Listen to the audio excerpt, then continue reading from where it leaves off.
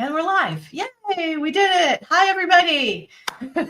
Hello. Hi, everyone. Hello, hello from Colorado. Hello from Oregon. Hello, Canada. Hello, Sweden.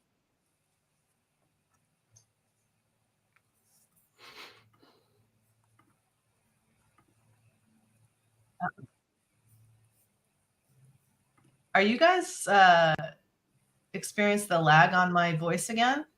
No. No. No. Okay, because it is coming through my speaker like that. So let me just unplug. That's odd. Yeah. It's okay. You work on that. Yeah. Maybe Maria, Ivan, the audio settings.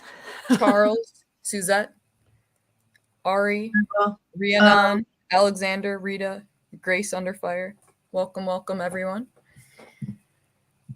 I didn't know there was a Bethlehem, Georgia. Yeah, that sounds really cool. Welcome, everyone. I didn't know there was welcome. Wait, Zara, you're gonna have to mute yourself, I think. Yeah, I can hear our voices coming through yours. How's that? And you might have your YouTube open too. Yeah, I can hear our voices. Oh, time travel. Breaking the time matrix over here. That's okay. Don't panic. That's probably the case. That is probably the case. Travel. Breaking the time matrix. I think you might have like 2 or 3 open. That's okay. Don't panic. If we just start singing, it'll all overlap. Okay, I just shut down all my tabs. Okay. If you mute yourself too, and then while you're figuring all of that out, then we'll just start talking, I think, if that helps you. I think it worked. Yeah, the echo stopped. Oh, thank God. Okay. Yeah, that was trippy. Hi, you guys. We were just talking about how crazy the energy is. Did I mute myself? So Zara, your audio is really quiet compared to us, I think.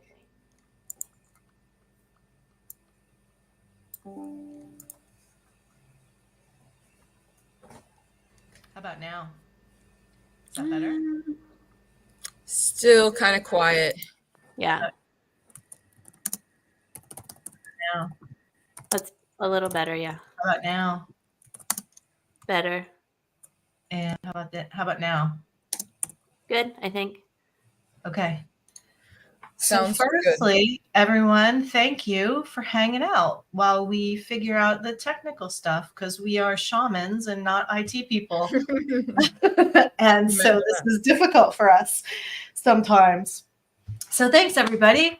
And so now that it sounds like we're on a roll and we're all good, I just want to say hello to everyone. It's beautiful to see you all on here. Hey, from Brooklyn. We got lots of hellos to Hannah. Excellent. Florida. And so the 3 of us were together a couple weeks ago doing a Dragon Shaman Summit, which most of you have probably seen. And it was just such a beautiful event that the 3 of us decided to do some more stuff together because we had a lot of fun. So this is a little sample of our work together and us sort of experimenting with working together for an upcoming little retreat that we're going to be offering in the first weekend of March. So this is an experiment. What we're going to do today is we are going to lead you in a Dragonfire alchemy meditation and journey, alchemizing blocks to your sovereignty. So transmuting blocks to sovereignty, whatever that might mean to you. And what we're going to do is we organize this in the same way as the retreat. So Galactic Ashley is going to be going first, and she's going to bring us into the meditation. Hannah is going to take the meat of the center of it, and then she's going to pass the baton to me. So this is going to be a really fun experiment, and we're going to see what happens. And afterwards, stay tuned afterwards, because we're going to have a gallery style question and answer, but also personal readings. So we're going to do a little personal readings just so you can see our style and see if you jive with us. And again, just for our fun and pleasure as well, to experiment with this as well. So I will introduce myself, and then I'll pass the baton to these other beautiful, amazing ladies. My name is Zara Starchild. That is not my birth name, but it is a partially given name by a spiritual teacher that feels very resonant with me. And Starchild is something that I chose to sort of just put my frequency into, to attract those people that are also feeling like aliens on this planet, starseeds on this planet. So yes, March 8th through 10th, Ashley put on there is when our retreat is. And so I live in upstate New York. I just bought a beautiful little cabin in the Adirondacks on a lake. And it was a manifestation of a dream that I had for decades. And the manifestation of this dream into reality has really broken through a lot of my limiting beliefs, and a lot of it sort of expanded my consciousness in regards to the nature of reality, how I manifested this, how it came about, and all of the grace that followed into the renovation and completion of this cabin. So it's been this big, huge, pivotal materialization of a dream that had been very important for me for a very long time. So that's where I'm at in my life right now. I'm coming back into the online scene, because now I have manifested everything that I wanted with my life, and I'm yeah, and I'm here to be of some greater service and help you guys do the same thing. So let me pass the baton to Hannah, and she can introduce herself and tell you a little bit about her. Sure thing. Yeah, so I'm Hannah Azok. That's how you pronounce my name. I am a dragon nerd and a golden dragon soul.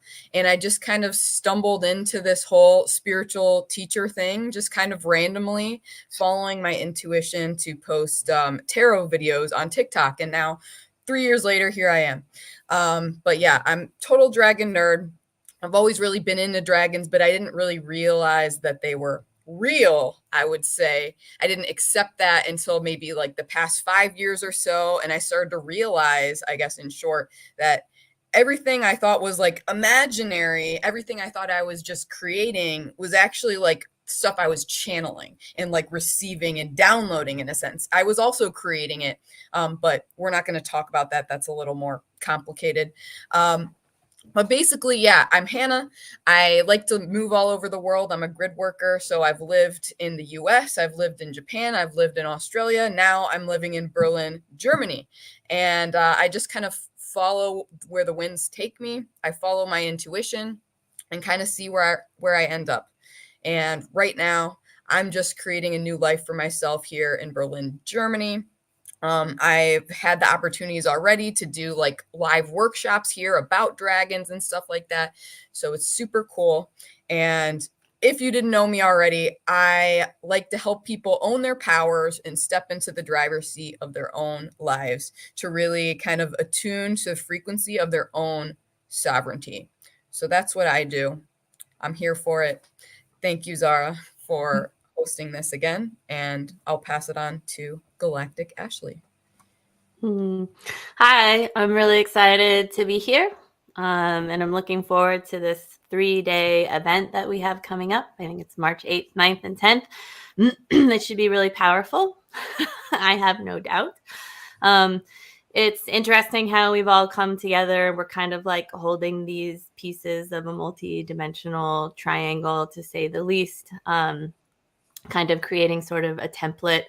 And a lot of what I'm here to do is I also am a dragon, and I work with these frequencies. It's called the dragon consciousness. I'm really here to work with what's been going on with me personally recently is I'm going through a purification process of having intimacy with the death and the death consciousness. So that involves a lot of really going very, very deep into my own subconscious energy to remove frequencies of, I will say, like self-hate or the desire to die, because I can't clearly work with the death consciousness when those energies of interference are there. And so part of something that I ceremonialized into being about 3 or 4 years ago was please remove everything in my life that is preventing me from intimacy with the divine. And a lot of things happened after that. And it's sort of, in a lot of ways, I don't want to say initiation after initiation, but I also believe that my life is an initiation after initiation, and that's okay. And the dragons constantly come in and ask me if I want to continue. And the answer is always yes, because that's what I'm here for. And so I think sometimes we can experience these things in our subconscious that are creating interference in our ability to manifest and co-create with the divine. And some of those might be like, oh, there's self-hate here because hate was actually projected upon me by someone else, and then I took that in unknowingly. And so these are it makes it easier to work with the death consciousness and sort of death energies, because when we create, something needs to die. So a phrase I like is what if there's something that I need or I'm desiring to co-create, what needs to die in order for me to have this? And it's not something that when I say this, it's not something that we're killing. We're not aggressively going at it. But there's also been a lot of energies of grief that have been coming up. So I feel like grief and love are existing kind of in the same threshold or sort of same doorway. So that's what's been going on kind of with me recently. And also I'm here to really activate and sort of there's this there's this sort of co-creation that is happening within my human body and the dragon consciousness. So there's like an actual like collaboration. So, okay. All right. Sorry, that wasn't for me. I'm like, oh no. So one thing that I do also have that's coming up, I think that we all have like some other things that are coming up. So when you resonate with one of us or all of us, I mean, I hope you come in March. I also have a light language course that's coming up. We actually start next week. So if any of you are experiencing light language activations or have something coming through you and you don't necessarily know what it is, or you want to connect with your dragon song, or you want to be in a group of people where you can kind of explore or deepen this, then I encourage you to find me. And I know that Hannah's doing an amazing thing with her manifestation workshops, and Zara also has something that's starting in March too that's really great. So we are really coming here to just share our gifts with all of you and to lead a kind of like a transmission that we know what's happening, but we don't actually know what's going to happen. So we're glad that you're here for the ride. And I hope that all of you sort of stick around after the transmission, because that's really going to be the fun part, to do gallery style readings with all of you. And even if you don't get your question responded to, I know that I always sort of read this way, that everything that we're saying and offering is also designed to apply to everyone that's here that's listening. So these are like my favorite things to do. So I actually love doing all of this. I agree with that. It's everything's connected. So yeah, like if you're here and you're seeing someone else's reading, it's also for you. Yeah, there's pieces in it for you. Awesome. So beautiful people, we had a question in regards to where do we register for the event, and what we've done for the event. Let me just share what's going to happen. So for today, this is sort of an experimental thing, but for the retreat that we're putting together, or retreat / intensive, whatever you want to call it, it's going to be called the Goddess Dragon Trinity. And so each one of us is going to be bringing forth transmissions from a goddess and a dragon. for transformation and for a particular theme. So we're going to do this next bit today in order of our intensive. So Galactic Ashley is going first, and the theme for her day is with the goddess Tiamat and the death dragon. So what is it that needs to die in order to be reborn, to be liberated, right? And to bring in the empowerment that we're asking for. And then the next day, Hannah is going to be bringing forth Kuan Yin and the goddesses of love, which is already, as I just speak into that, it's just got this amazingly beautiful energy to it. And then the third and final day is I'm bringing forth the goddess Lakshmi and the golden dragons of wealth. And this whole thing happened today and this retreat because immediately after that dragon summit, I got this huge golden dragon started wrapping itself around me and sort of speaking to me and inspiring me to share it with you and to get these guys involved, because I really dug their energy, and I think we make a great team. we haven't done anything yet, but I can sense that we make a great team. So that's what triple goddesses, triple priestesses, triple dragons, and that's March 8th. Now we are each going to have our own page for the event, but any page that you sign up for will get you all 3 days, and on the 4th day we'll have a questions and answers, integration, closing ceremony, and all of that. But I'm just going to put, this is the link to join through my page. Anybody joining through my page today will be getting everybody's package. So go ahead and sign up when you can. We'll be posting this link throughout this today, so don't worry about it if you don't catch it right now. So that's it. And was there anything else we wanted to share? Or are we good to go, guys? I guess there's nothing really that I wanted to share, but I'm just curious in the chat, like, and maybe also with you guys, Zara and Ashley, like, who's been feeling maybe a bit heavier lately? Maybe give us some ones in the chat if you've been feeling heavy lately, or like more tired, or you've had like illnesses or aches and pains coming up, or you've been feeling more triggered, because this is just something I've recognized within my own life and many of my friends and clients and stuff in the past week or so. And it's a vibe right now. So yeah, it looks like a lot of people are feeling that. Yeah. How about you, Zara? I had a great day on Monday. I was like really high and everything was like coming together, and I was on like I was actually working until 3:00 in the morning on Monday, and then Tuesday I just got hit and kind of floored. So my energy is really low as of yesterday, and there's some sort of cold going on. Yeah. So that's a collective you're seeing, Hannah. Yeah, it's definitely, we're gearing up for the next wave of our ascension journey. And so we're purging everything that's not really a match to these higher frequencies that we're about to step into and embody. So if you are feeling these things right now, know that it is totally okay.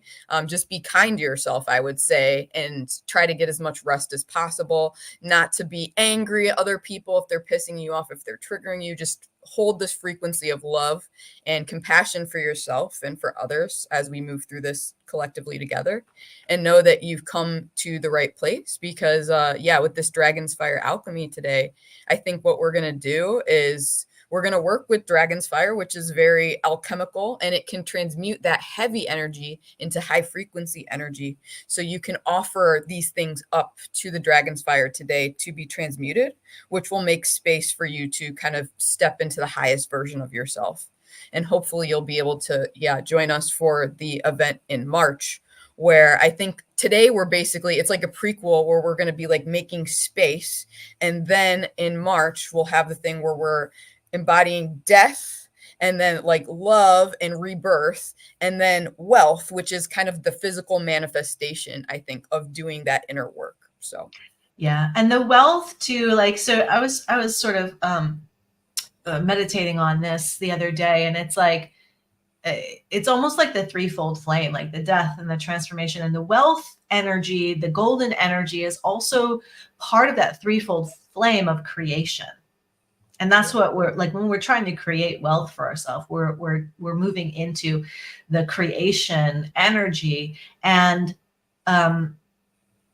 if you look at it too, I'm just like as I'm speaking, it's also like maiden, mother, crone energy that what we're putting together, but it's we're going in the opposite direction. We're doing the crone, the mother, and then the maiden. So the maiden, the child is the golden creation kind of energy. Head pressure today. Yeah. There was somebody that put a chat here, and let me just find it again. This one. The Witchy Homestead. We're working on different planes and dimensions simultaneously as when we're awake. I think it's catching up to us all.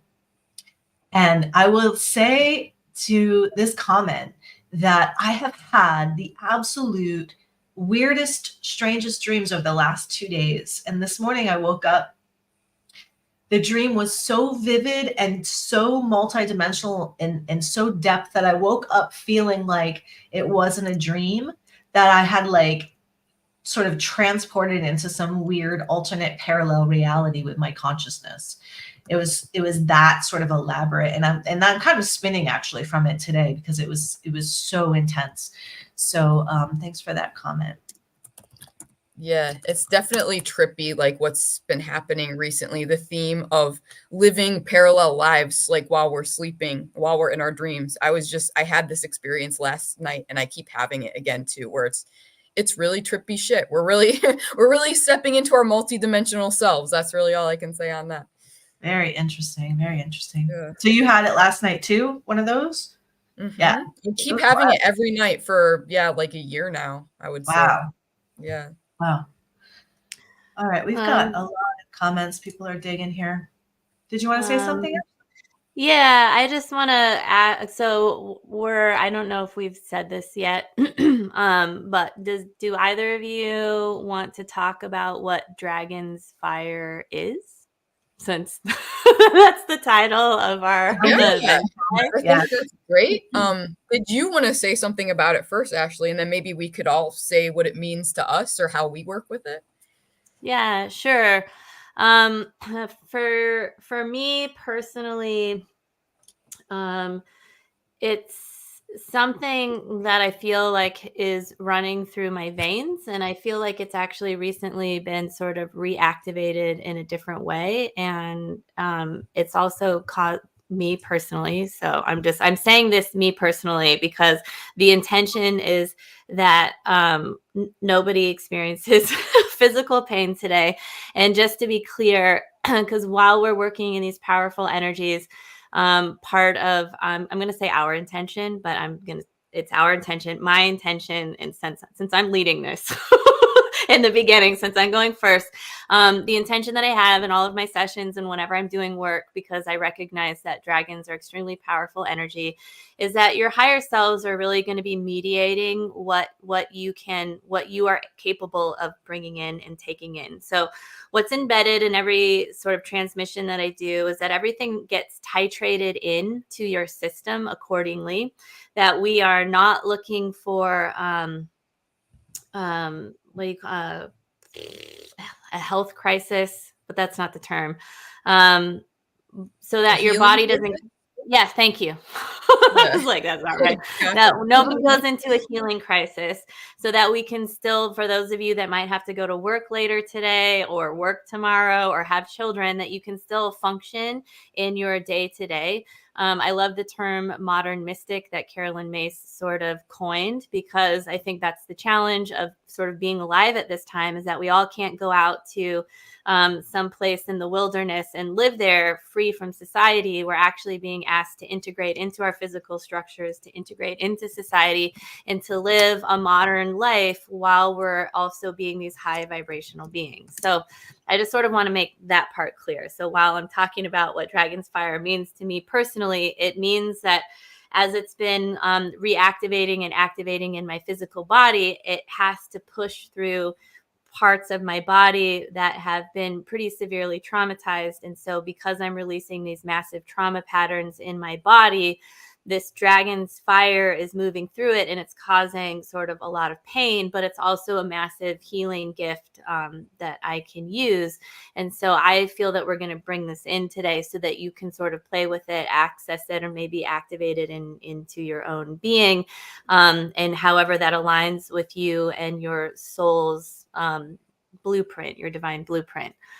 So for me, it literally feels, it is, I consider like the dragons, or the dragon that I am, the dragons that I work with, it's a direct connection to source.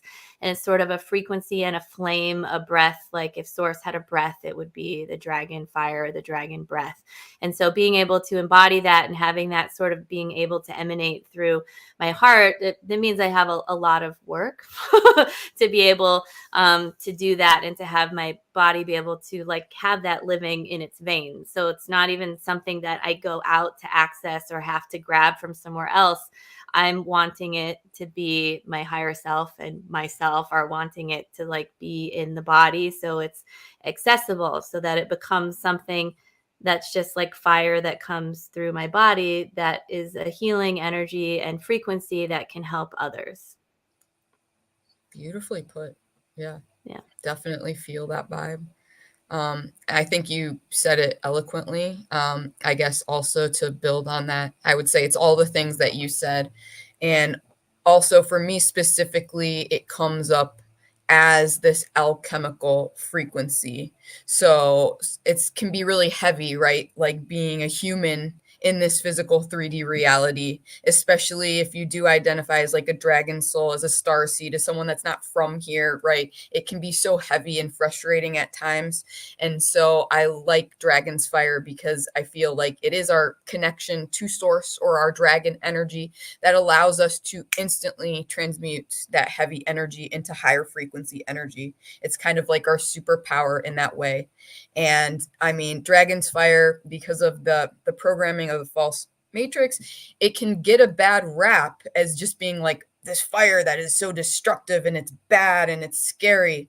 But really it's helpful. It's basically, it burns away that which is no longer serving you, that which is no longer a match to your frequency, so that you can step more into the you that is a match to this higher frequency.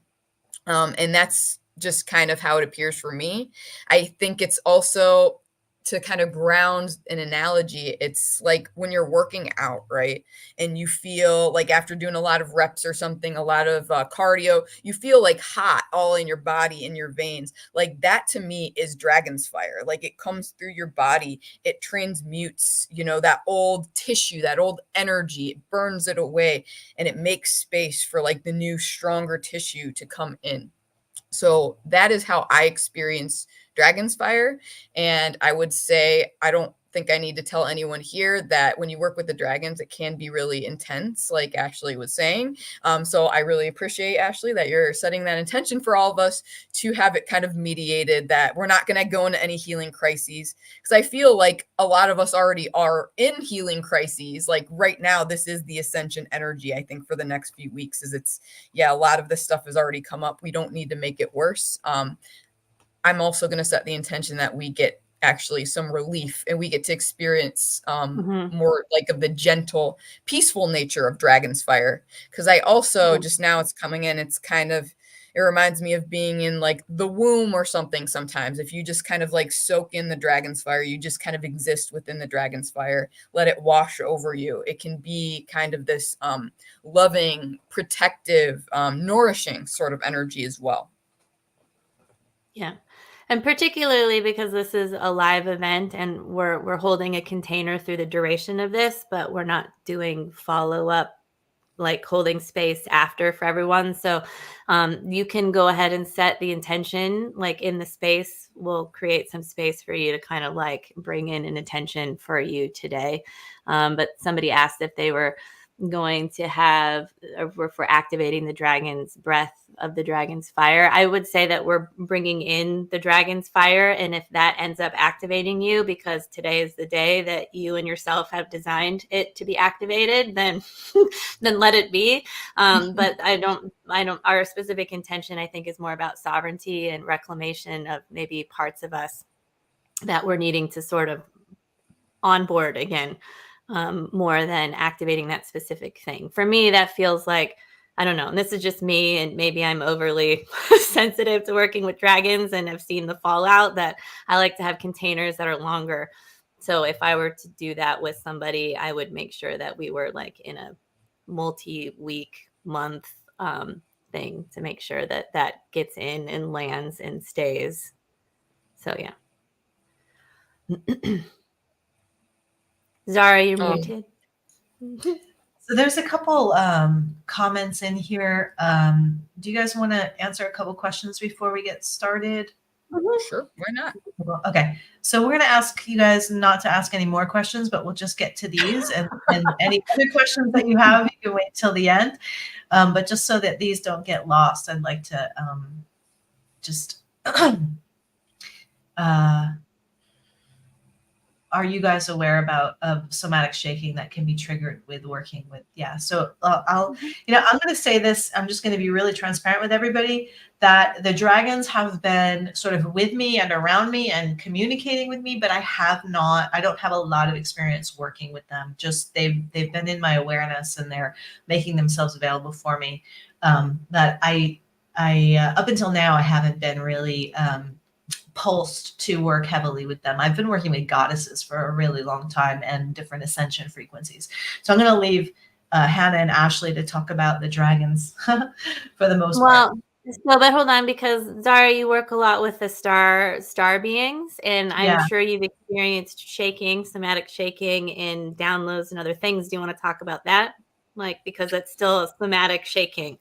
Yeah, no, I honestly, I haven't gone into like real somatic shaking, I have to say. Like what happens for me is I burp. Like I get burp and burp and burp, like almost to the point where I'm puking sometimes when it's really intense. And if I'm in meditations that are doing real big energy stuff, I will need to get up and move my body, but I haven't had sort of like involuntary somatic shaking. That hasn't been my experience as of yet. Okay. And also, I actually thank you for your transparency with the dragon stuff. I think that's really important. I don't feel that everybody is here, and this isn't about, oh, I'm way cooler because I came here to like basically like ride this very fine line between like, I'm not gonna sprout wings and start breathing fire, but I'm still gonna hold this form. It doesn't make me better than everyone else. There's people that identify with as being a dragon rider. So that means that they have past lifetimes where they weren't necessarily a dragon, but they had a very intimate relationship with dragons. And then there's people that channel dragons, or that the dragons are coming around because there are dragons and there are goddesses that come together. So if you're like, well, I don't know, and not like you don't have to push yourself into experiencing pain, and being a dragon and pain don't necessarily go together. That's just my experience. And I've been working with dragons since I was born. Like there isn't a separation between me and my dragon self. There have been, but I'm not going to get into all of this right now, but if you come to the event, we'll definitely talk about this a lot more. But I just want to make some like clarifications, right? Like this is just about how do dragons work with you, and we're still going to bring in Dragonfire and Dragon Flame energy that you can all connect with. You don't necessarily have to breathe it out your body, but it's still going to be really powerful for you. So your relationship with the dragons and how you experience them is really ultimately all that matters. Amen. Yeah. Yeah. Well put. Yeah, definitely. I would say everyone's relationship with the dragons is different, but if you're here today, like definitely the dragons are already with you, whether you're conscious of it or not. And yeah, maybe some people will start breathing their own dragon's fire as a result of this, but it's not a requirement. You'll just kind of see what happens, what you're called to experience today, and you can trust that whatever your intuition guides you to. And I guess to answer the question, I would say like Zara, actually, like I don't really experience much shaking. I have like a few times, but more so it is like I feel energy moving through me in other ways. So I will feel like I'll get really, really hot, for example. And an example of this is like when I got my Reiki attunement, I only got Reiki level 1 attuned. And when I did this attunement, I had to like stop because all of a sudden I was just so overwhelmed with such heat, I almost blacked out, and like everyone noticed, and I had to like lay down. They had to get me water. It was like this whole scene and things, because the dragon's fire that came through for me particularly was just so intense. It almost like burned up my body, like will you say. So that was probably the most like somatically intense experience I had when like channeling energy healing and channeling the dragons. But generally for me, it is very subtle. And I usually like to just have like a crystal with me, for example, and I like squeeze like the crystals while I'm doing like energy healing, energetic work to kind of channel any excess energy. And like Zara, I would say also like burping is so common for me. Like when I'm moving energy, it just happens naturally. Yeah. And so I encourage people, I definitely tend to draw in a lot of people that are going through pretty somatic experiences with energies. So I've had friends and people that I've sat around that were just getting massive downloads from their star families, and just full on were just like they almost black out, and they just like all this stuff goes on with their body. I don't think they're experiencing that anymore. So this isn't always just dragon related. A lot of times when our, I like to call them stations of identity, or our multidimensional parts of ourselves are bringing in information, our physical structure has to be able to sort of embody that. Otherwise, to me, knowledge is knowledge, information is information, which is lovely. But until we can actually embody it, get it into our bodies and integrate that, then we don't really have access to the wisdom part of it, so that they become emanations that sort of continually emanate out of our field. So to me, the shaking can be a part of purging, which can look like yawning, which can look like crying, which can look like throwing up. It can look like burping. It can look like sweating. So I encourage all of you, these bodily sort of experiences that we have, like really getting really curious about them.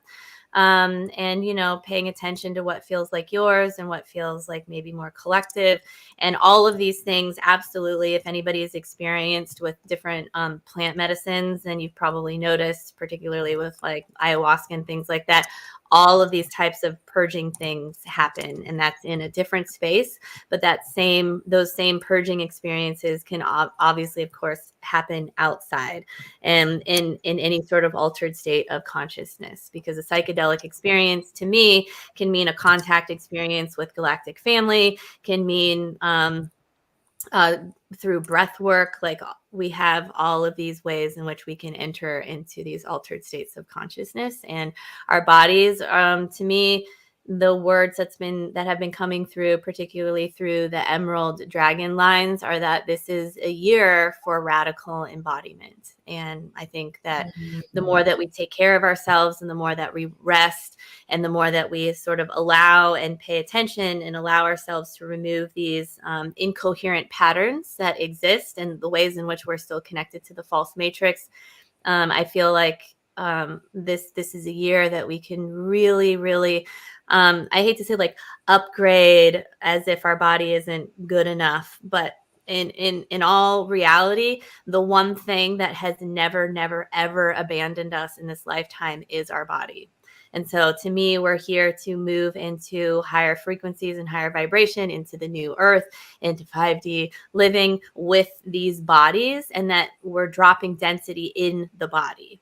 And so to me, that's the shaking, that's the burping, that's the moving the energy, that's the finding the inconsistencies in our physical structure, so that we can actually like transmute this bioform so that it comes with us. And at some point later, I have no doubt that there will be an option of, once we have the body collective, once humanity sort of collectively goes through a light accretion that's at a certain level, then once we are in that space, there will eventually be a point where you're like, hey, do you want to have this sort of this lighter version of your body, or do you want to do something else, or like, I don't know, return back into a mermaid form, like whatever it is. But that's not happening like anytime soon, until we really do the work to really integrate with this body. So yeah. Okay. Well, So here's something that I wanted to share because Hannah just reminded me in regards to her crystal. If you guys are experiencing intense energy, this is something that I work with the Awakening Light Body students. There's a chakra, an opening at the back of your head or neck, and you can just imagine that there's a window back there. And when the energies get really intense, like when you become overheated, or you feel the somatic shaking coming on or the burping coming on, there's an opportunity to imagine a window at the back of the head and neck, and opening that window to allow the excess energy out is a really easy technique to just release excess energies that your body might not be used to. Thank you. There was something that I also wanted to share, and I think that one of you guys were talking about dragon riders, and what I'm having an experience of, or an awareness of, is that our consciousness, or the consciousness of our soul and our spirit, actually has our spirit. I'm not going to say our soul, but our spirit, our big spirit, the oversoul spirit, actually exists in several different bodies. And some of it's called the monad, this big collective of all of the different personalities, bodies that our soul or our spirit has connection to. And so some of us have connection to dragon bodies. Some of you have mentioned something like it feels like that the dragon wants to be in your body. It may just be that you're tuning into a dragon body of your soul lineage that exists. And it's not about getting the body inside of your body. It's more about expanding your consciousness into the dragon body, and merging consciousness with the dragon body, and receiving the gifts of that dragon body, and sharing your human gifts and your human experience. Do either of you want to speak on that at all? I feel like, yeah, what you said encompassed it. It's like we're just stepping in on this ascension path. We're stepping more and more into this multi-dimensionality. And it's really hard for us to like wrap our brains around it right now, because we're so used to the third dimension of duality reality, where it's like, it's this or it's this. But in multi-dimensionality, it's this and it's this, and it's so much more. It's so much more than we have been taught that is possible. So it's like, yeah, we really are all living these like parallel lives as all these different beings and all these different bodies like simultaneously. And I love how you said, yeah, it's more about just, it's kind of pulling our awareness up like and out to get the higher perspective, rather than like becoming a dragon or anything. It's just pulling your awareness up enough, getting the higher picture enough so that you can see, oh, hey, I'm already a dragon. Like over here, I've got a life as a dragon, and over here, I've got a life as a dragon, and I'm a mermaid over here, and I'm an alien over here, and I got a life in the Middle Ages over here, and a life in the future over here on Earth. So it's like you've got all these lives, and they're all happening simultaneously, because time is an illusion. It's a structure of this false matrix. So I think that's what we're going to be stepping into like more and more. And that's part of the ascension process. And it's what's fun is it's kind of like reclaiming all these other identities that we have and kind of like bringing them all together and integrating them. And the wisdom and the gifts that they hold. Totally. Yeah. There's some really amazing movies out there and shows out there, guys, that dramatize. It's drama. It's TV Hollywood drama, but it dramatizes this multidimensionality and our greater gifts. And one of them is it's called Sense8. I'll put it in the chat. Sense8. I don't know about this. Yeah, I do, but I just like, there's so many good shows. I just am so rated PG that I can't handle it. But it is a good one. I usually watch one episode of that and like the AO one or OA. The OA, and the second season of the OA really, really does it. But Sense8 is about all of these people sort of awakening to being telepathically connected on the earth plane, and in their telepathic connection, they can also share their gifts in their bodies. So, Hollywood drama, one of them's like a mobster burglar, one of them's a gay actor, one of them's, they have all these different gifts. One of them's like a scientist and a tech person. So when they need to break into somebody, they call the Russian mobster in and he does the job, or, whatever it is that they need, they can call on each other's gifts that embody through them here. So it's a really cool, fun show, but it's a dramatization of what I believe is the future of our consciousness. And the OA is another one which, I just read Burb's comment there. Nice one. Yeah. So the OA is another one where she and a group of people discover how to trip into parallel lives, into their bodies that are existing in parallel realities. So that's a lot of fun. And that's in season 2. Season 1 is amazing and awesome, but season 2, you really get into it. So those are some fun things to look at in your evenings. But I think we should get going because we've been talking for like 47 minutes.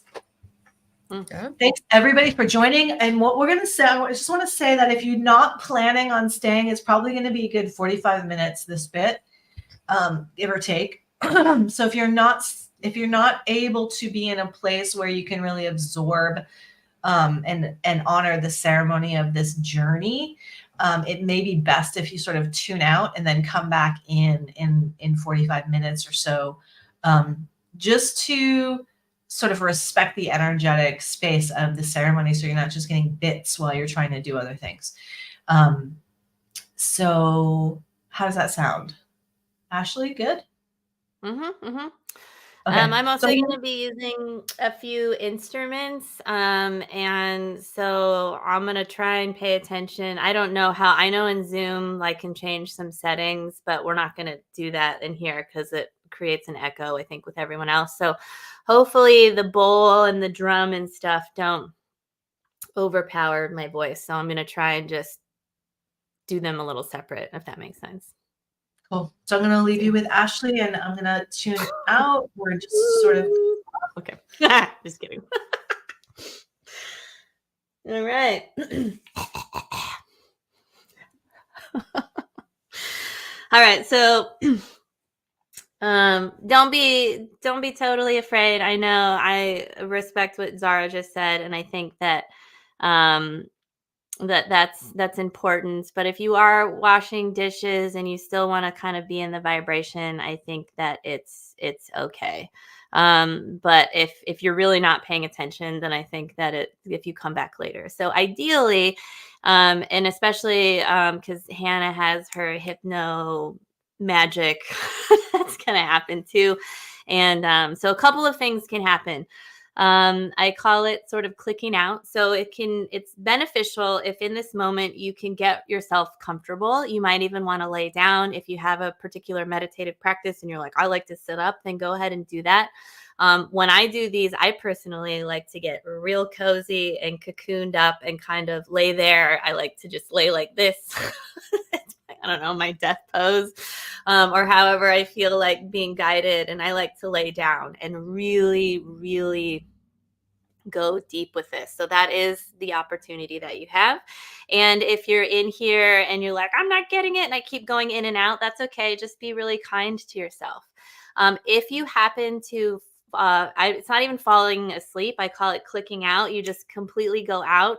Don't worry, because you're getting a really massive amount of healing that's happening, and you don't necessarily need to be awake for it.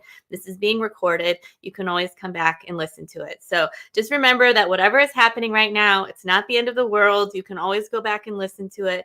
And however you receive today, is how you receive. So go ahead and get cozy, have a little sip of water, run off to the restroom if you need to. I'm going to have a sip of water and then come back, get comfy. Yeah. And sometimes it's just the energy. This happens in my courses. I had a couple of members or students that were in it, and they were like, I had to do 13, 13 sessions with you in class before I was able to stay awake. So it's not a judgment thing. It's a beautiful kind of like trance energy that you're going into and being like really protected. All right. Okay. And I tend to cough a lot in the beginning because we're just sort of integrating and being with the energy. And I also burp too because I'm moving the kind of the collective energy that's in the space. All right. But we don't always need to hear it. All right.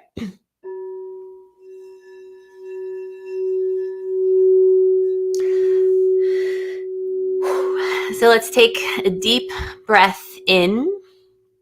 And with every breath that you take, we find ourselves being drawn into the center of the new earth, the earth that always was, is, and will be, the earth that we know her to be.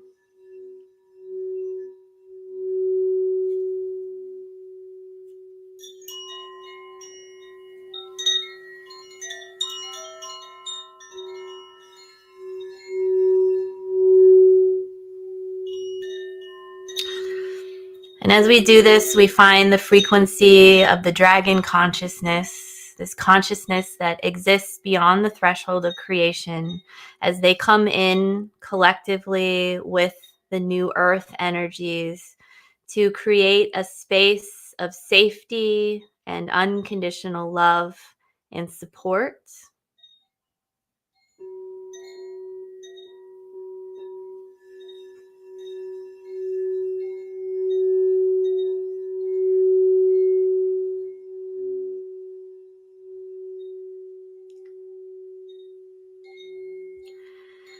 We're calling in the ultraviolet dragon beings to draw a flaming circle of light around us. And as they do this, they are calling in your highest vibrational selves, your soul's guidance system, your dragon guardians, your dragon essence, those frequencies that are here to help you with this alchemical process of interacting with and drawing in some of the energy from the dragon's fire, knowing that this is a safe place. And only that can be with the fire energy, that is the light, can move through the fire itself.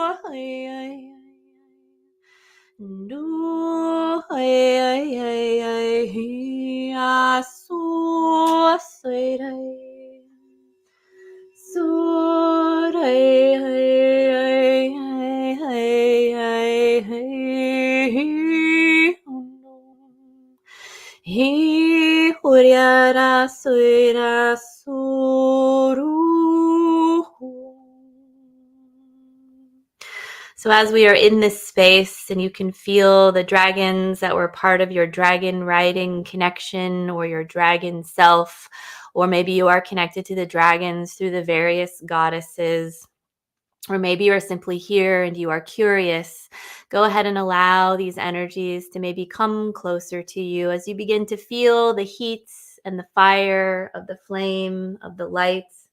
And as you find yourself, remember that when you call in your cosmic octave, these are your home frequencies, that they are connected to your bones of light, that your skeletal system is just like this crystal bowl, and that each one of your bones emits a very particular frequency that is unique to you. As you are feeling the flame go through your bones, connect to the bones, and to emit your cosmic octave so that you can, in essence, experience your true self that comes with you, to invite in your home frequency that moves through your bones. We invite in the frequency, the original source codes of Earth to support us from our feet, from the Earth star, to bring in this beautiful support so that you can call in your divine blueprints. And you can imagine that your divine blueprint connects with the original source codes of Earth as source originally intended, so that you can realign yourself with this truth of who and what you are. And we ask for you, as you are in this space of connection and in this potent energy, what is your intention? What is it that you seek healing with? What is it that you are desiring in this moment? Where is there a problem? Or that you perceive that there is a problem? Or that where you perceive in your life that something is happening to you rather than happening for you? What curriculum is being shown to you that you might move through it? And you can just invite in this intention. Maybe you don't have the language for it, but you might have the feeling of it. Maybe something rises up in your body. It doesn't have to be complicated.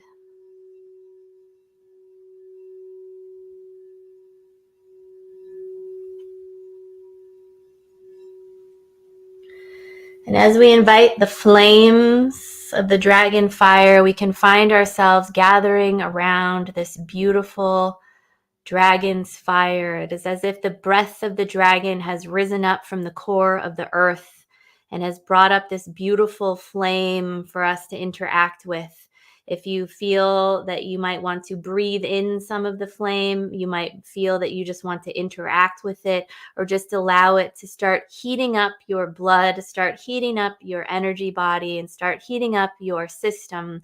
Again, we are reminding all of the beings that are present that we are not here for a healing crisis, and that all of the energies titrate in a way that is feasible and that can be handled with that the physical structure is very much in charge, and the wisdom of the body we are asking to be very present so that it takes in exactly what it needs to.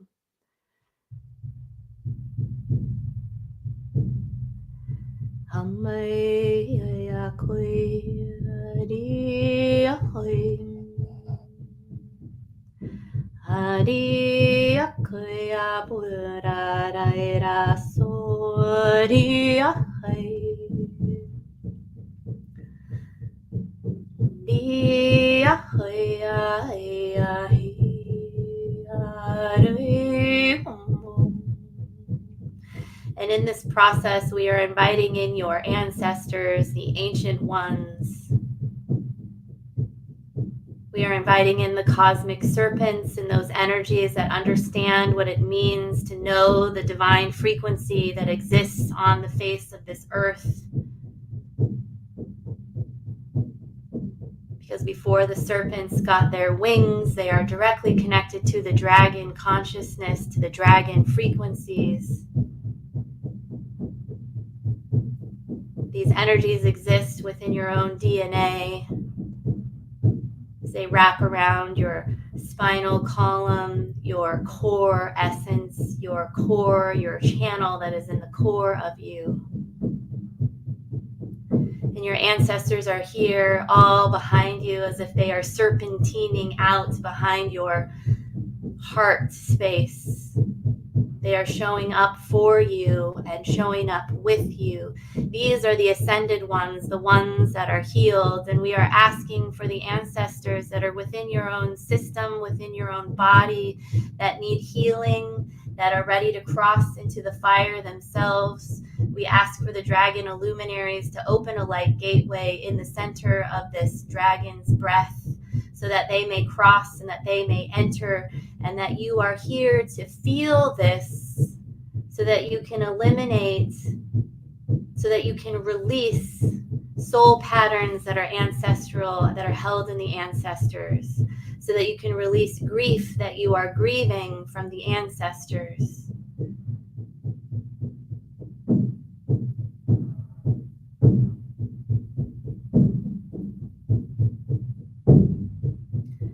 And as we watch and support them as they move courageously into these light frequencies,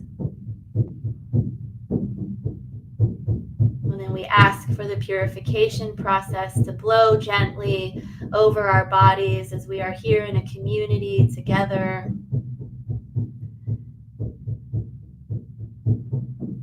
And to feel the unconditional love from all of the ancestors that understand, because we understand what it is that you are moving through. We understand what it means to hold the key codes in the DNA.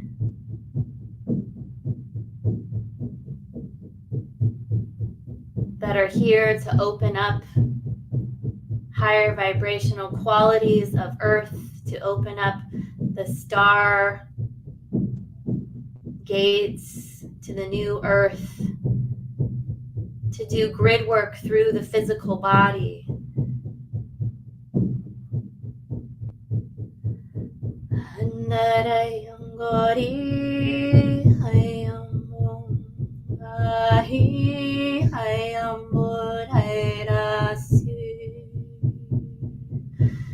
You can offer the parts of you that feel shame, the parts of you that feel grief.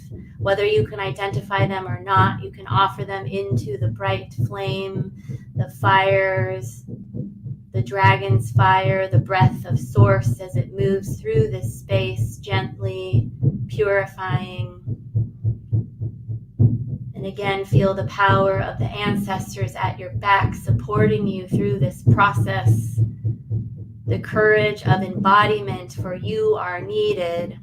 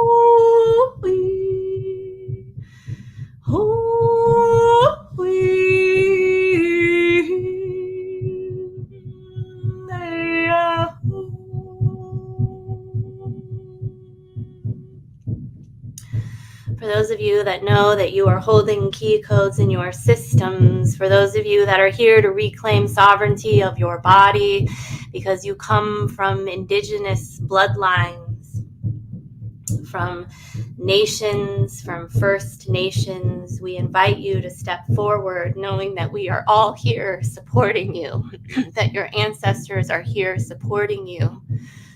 As you step forward and get closer to the fire so that you can offer these light codes that are embedded between you and your ancestors that are here to reclaim the body And as you reclaim the body, you are reclaiming land rights, because there is no separation between the homeland of your body and the homeland of your ancestors' land that have been taken over. And that we leave just a moment of space for this, so that you can reclaim your body's presence, your body's love, and your body's sovereignty, knowing that you are being supported by the ancient future, and that you are already an ancestor, and that your ancestors are also here. And to feel the beauty of that opening and the beauty of your physical body, and to let some of these traumas go the amount that you are capable of, even if it only feels like one drop of blood.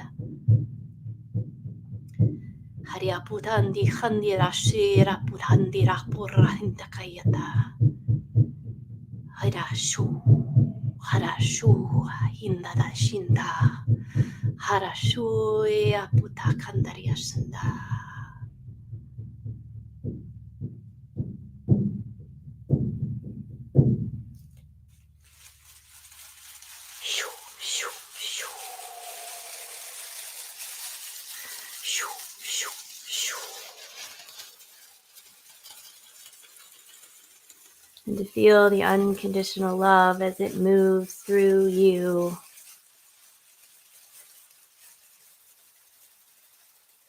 As we ask for the beautiful voice of Hannah to step forward into this space, into the fire, into the breath.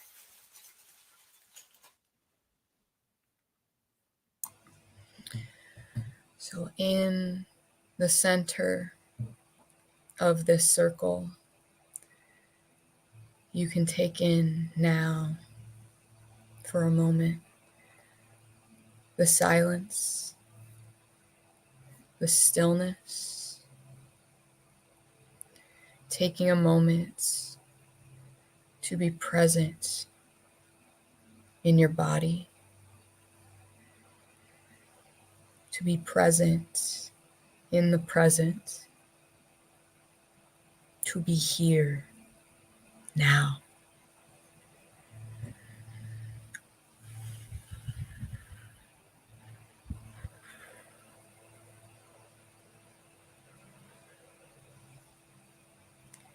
And as you bring this awareness to the present moment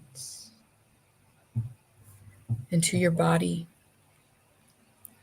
you can allow your gaze to go to the Dragonsfire in the center of this circle we have all collectively created. And you can allow this Dragonsfire in the center of the circle to show you a vision right now. A vision of you as your most sovereign self. A vision of you as your most multi-dimensional self. And as you gaze at the fire and you watch this vision unfold, you feel instantly these multi-dimensional aspects of you returning home into your body. You feel the activation of your light codes. You feel your DNA being repaired and reawakened. You feel yourself becoming who you were always meant to be. So I will leave you for a moment in silence and in stillness to really observe whatever the Dragonsfire in the center wishes to show you now. And I encourage you, as you observe, to allow yourself to feel what it feels like to be sovereign, to be free, to be abundance, to be love, to be power.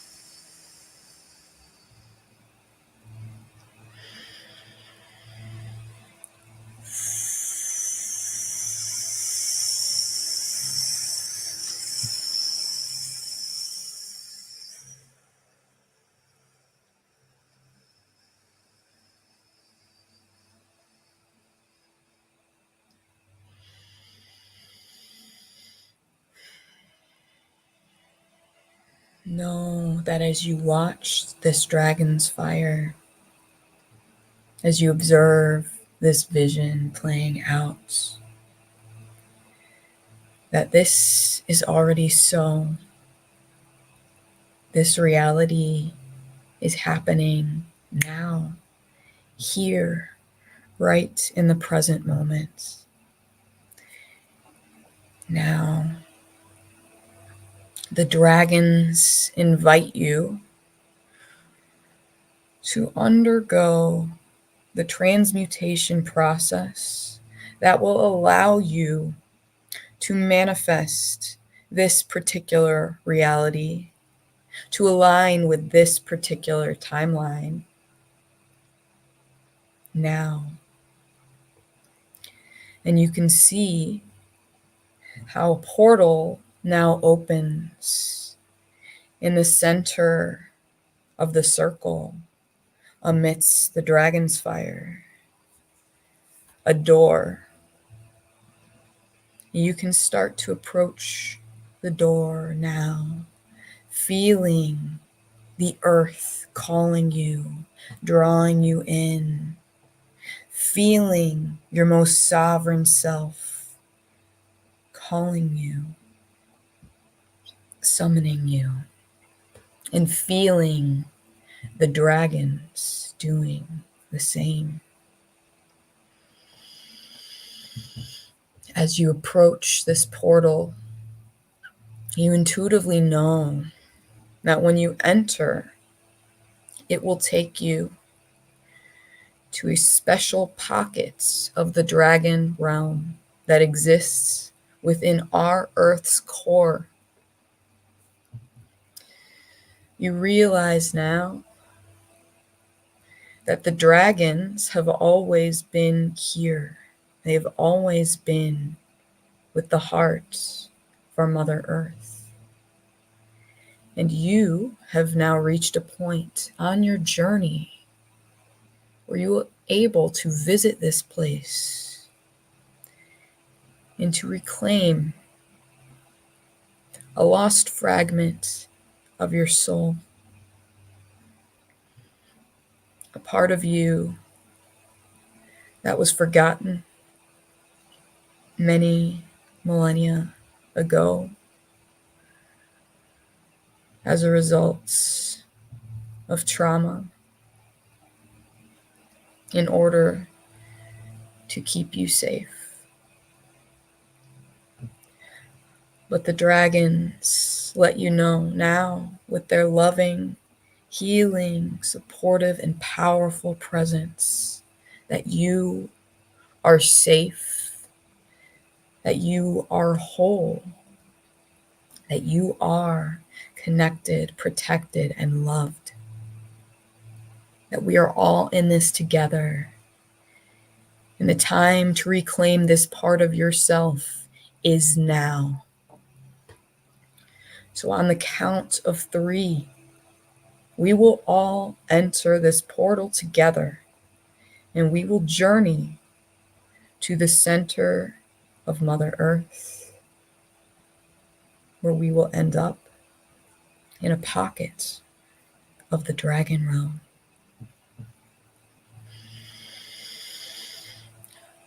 One,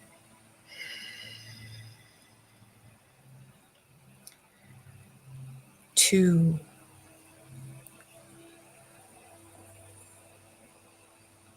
and three. Stepping through the portal, you are now in the center of the earth, vibrating at the frequency of the dragon realm itself. And here, you will now be given a gift of alchemical Dragonsfire that will clear your chakras one by one, that will clear any blockages on your ascension path, on your path to embodying your most sovereign, most multi-dimensional self.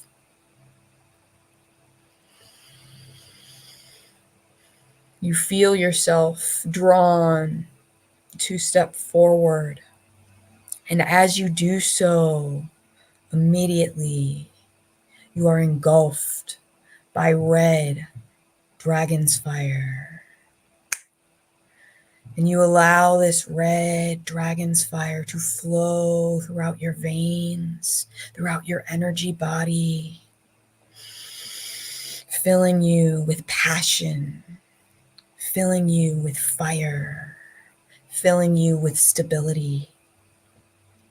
And you feel how this red Dragonsfire goes straight to your root chakra, and it burns away any impurities lying there. You can feel as these blockages simply melt away, as they are dissolved in the wake of this red Dragonsfire. You can inhale now, drawing in red Dragonsfire through your pores, through your being, and exhaling any remaining blockages in your root chakra, letting them go, letting them flow back to Mother Earth for transmutation as you yourself get lighter and lighter, clearer and clearer, more and more whole in your own energy, more and more sovereign. Know that you are safe. And so, carrying that safety with you, you take another step forward. And now you are engulfed by orange Dragonsfire. You can allow it to wash over you in waves upon waves of healing, enlivening energy. You can feel its heat moving through you, activating your creativity, activating your light codes, clearing out any density in your system. As it moves down to your sacral chakra and congeals there, instantly burning away any impurities lying in your sacral chakra.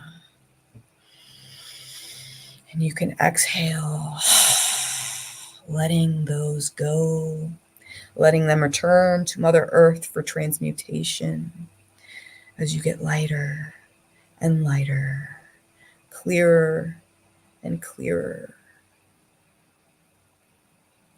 more and more whole in your own energy. Knowing that you are a creator. You are creativity. You are creative. And as you take in another inhale, you allow this in. You allow yourself to reclaim your divine creator self that's always been there. Exhaling, releasing any resistance to that, letting it go, letting it flow.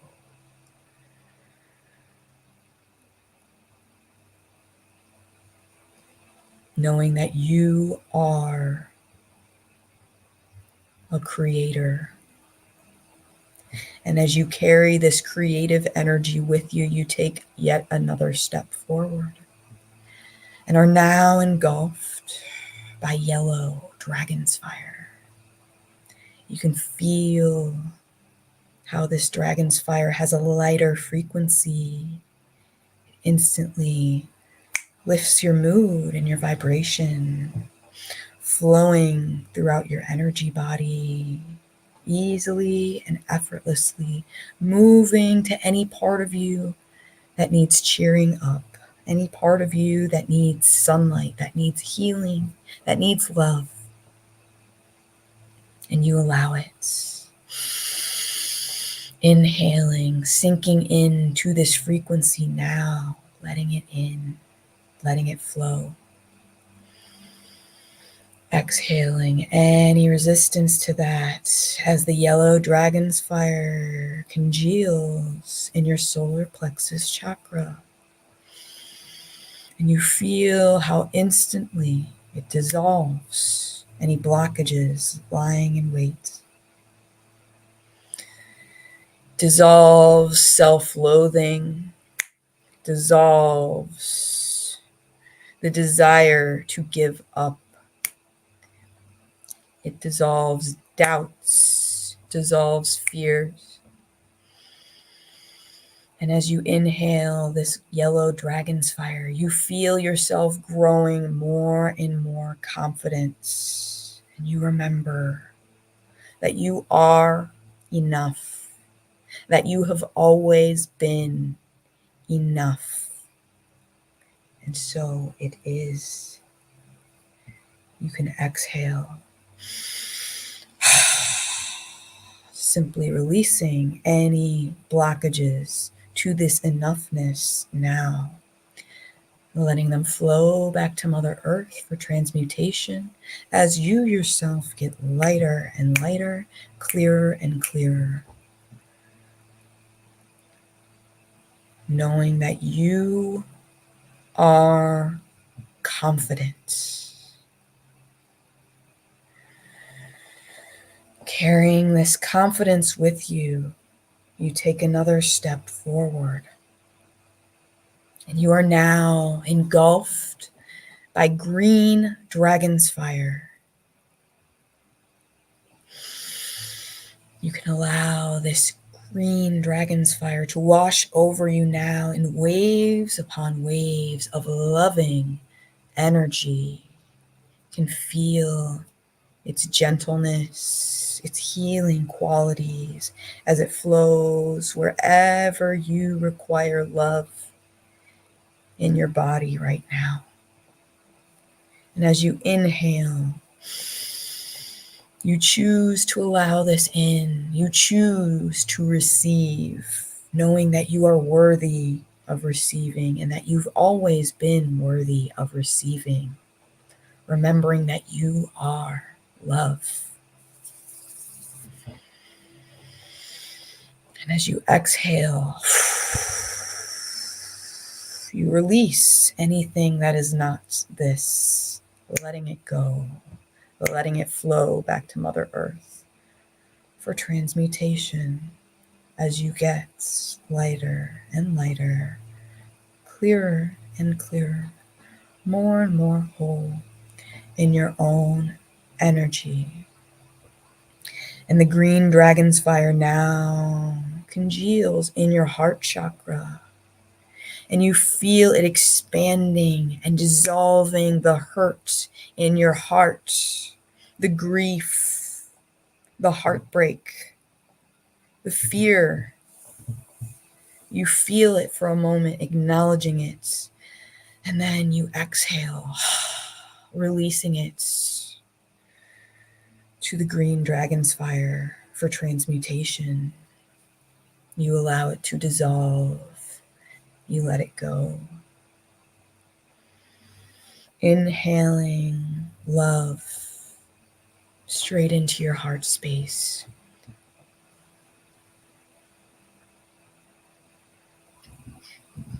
Exhaling anything that is not that. Knowing that you are love.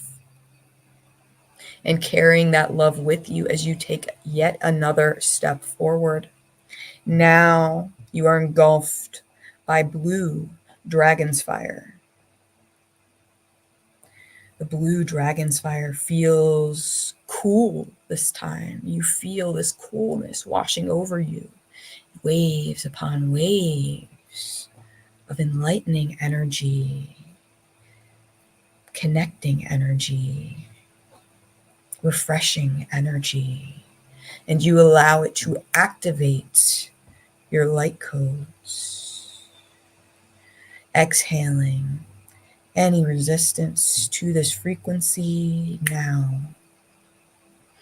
And you allow it to congeal in your throat chakra, opening your throat chakra, dissolving any blockages hiding in your throat chakra, any pain, any tension. You exhale, releasing fear of setting boundaries, releasing the need to people please, releasing lack of communication, releasing miscommunication.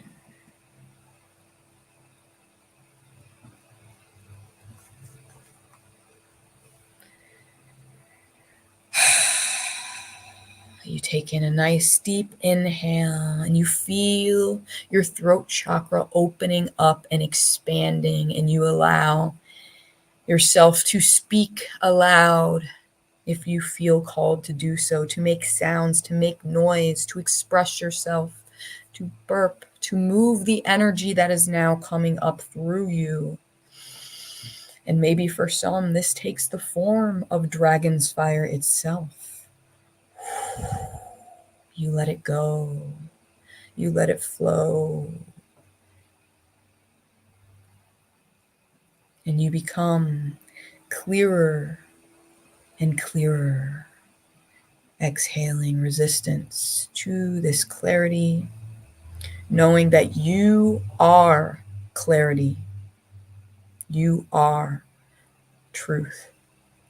And as you take your next step forward, you carry this clarity and this truth with you, deep within your soul.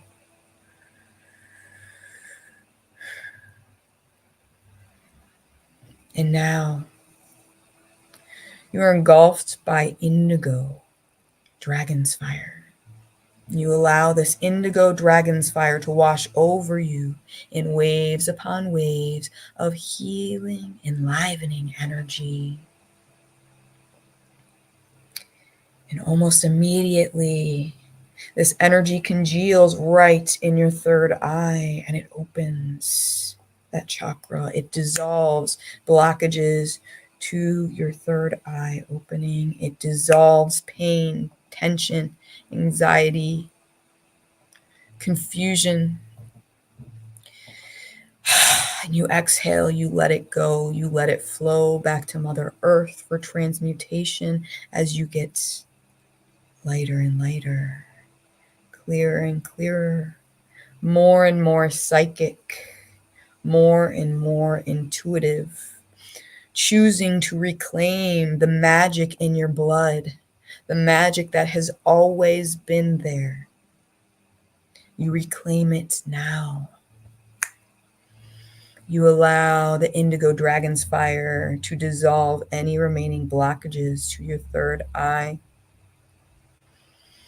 Exhaling anything that gets kicked up, simply choosing to let that go, choosing to be here,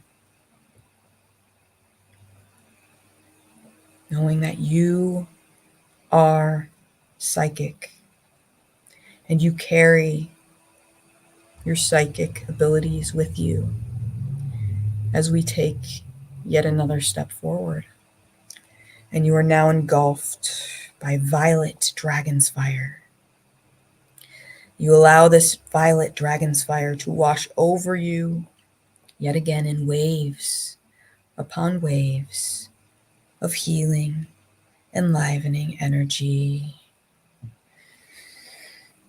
going exactly where it needs to go within your body, within your energy, to purge, to transmute any remaining resistance, any remaining blockages to your most sovereign self. It is dissolved instantly upon coming into contact with this violet Dragonsfire. And you allow it with every inhale you take, making the conscious choice simply to receive, to be, knowing that you are worthy of this activation, you are worthy of this clearing and this cleansing. It is time. This is your time. And as you exhale, you release any part of you that doesn't feel enough. You release the ego. And you step into your multi-dimensional self, however that looks for you. You take in one final breath of this violet Dragonsfire, and you allow it to clear your crown chakra and any blockages there. And instantly, as it does this, you feel your connection to source returning. You feel your crown chakra opening and allowing in that divine light that's always been there, that's always been around you, protecting you, emanating from you. And you remember who you really are. You remember that you are a divine creator being, and you remember exactly what it is that you are here to do and who you are here to be. And as you exhale, you let go of anything that is not that. Simply becoming. And you take another step forward now, carrying this sovereignty with you. You allow yourself now to go deeper into the center of the earth. And you realize that within the center of the earth, there is a pool of healing, enlivening, high frequency energy of liquid Dragonsfire. Notice what color it is. Notice how you feel as you approach it. And when you are ready, you can enter this pool and simply allow yourself to be immersed in this pool, in this liquid Dragonsfire, receiving any activations, any downloads, any healings, any revelations that you are ready to receive.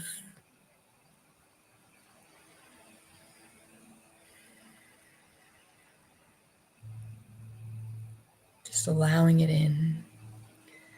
I'll let you experience this for a couple minutes in silence and in stillness before we proceed.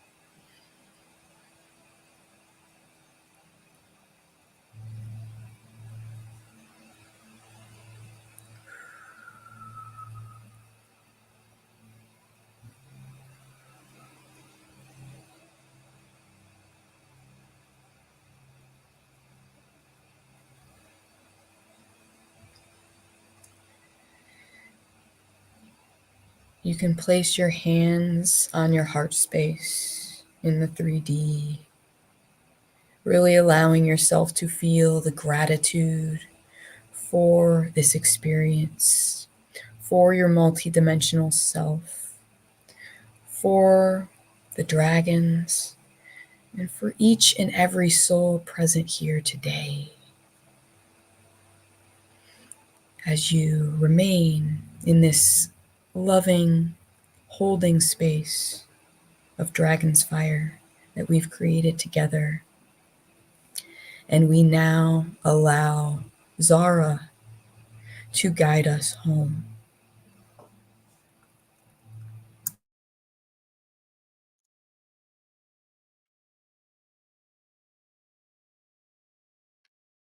And floating in this undulating liquid fire of the dragon,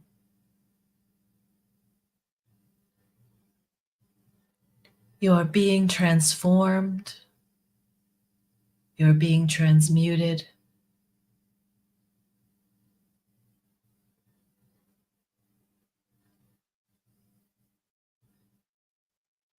There's an evolution of consciousness and energetics taking place.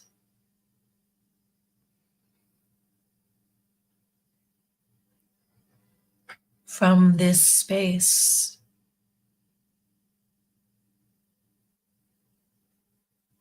of almost voidal womb-like energy, you can reclaim or create from the infinite possibilities available.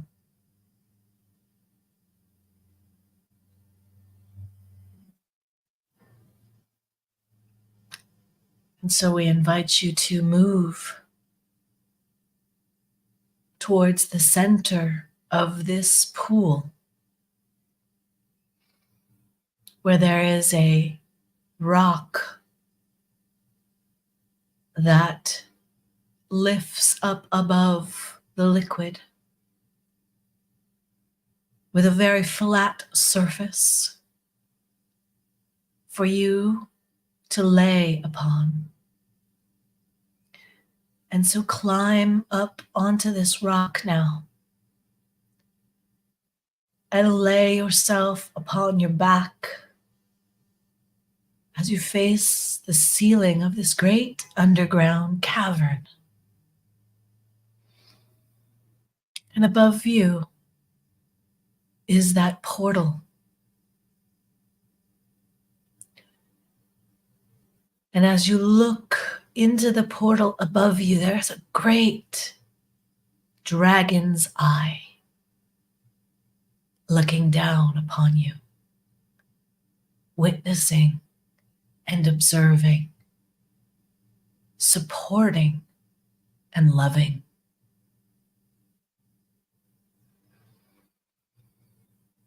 And we invite you to begin to chant to yourself internally. Chanting these words: I am divine, divine I am. I am divine, divine I am.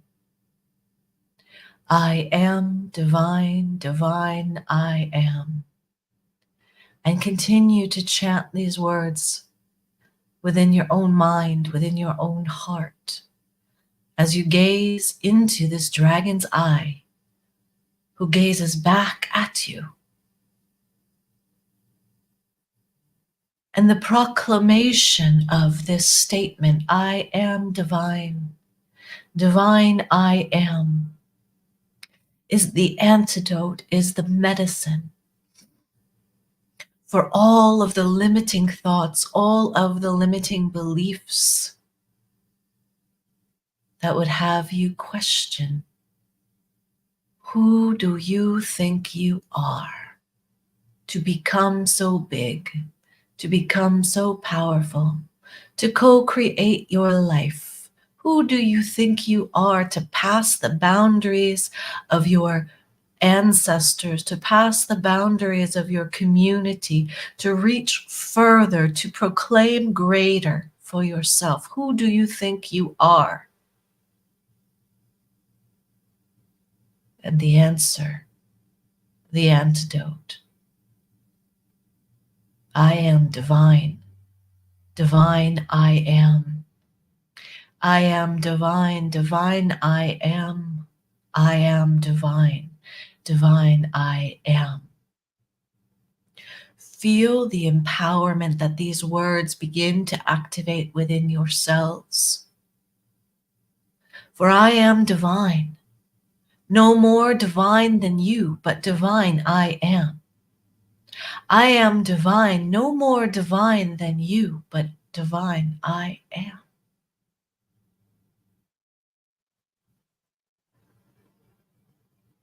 You are proclaiming your oneness with the divinity that is within you and around you. I am divine. Divine I am. And if you wish to speak these words out loud with your own voice, with your own power, you will begin to create a resonance now through your field, through the energetics of your field. And your field will begin to rearrange. Your life will begin to rearrange to reflect this truth that you are proclaiming.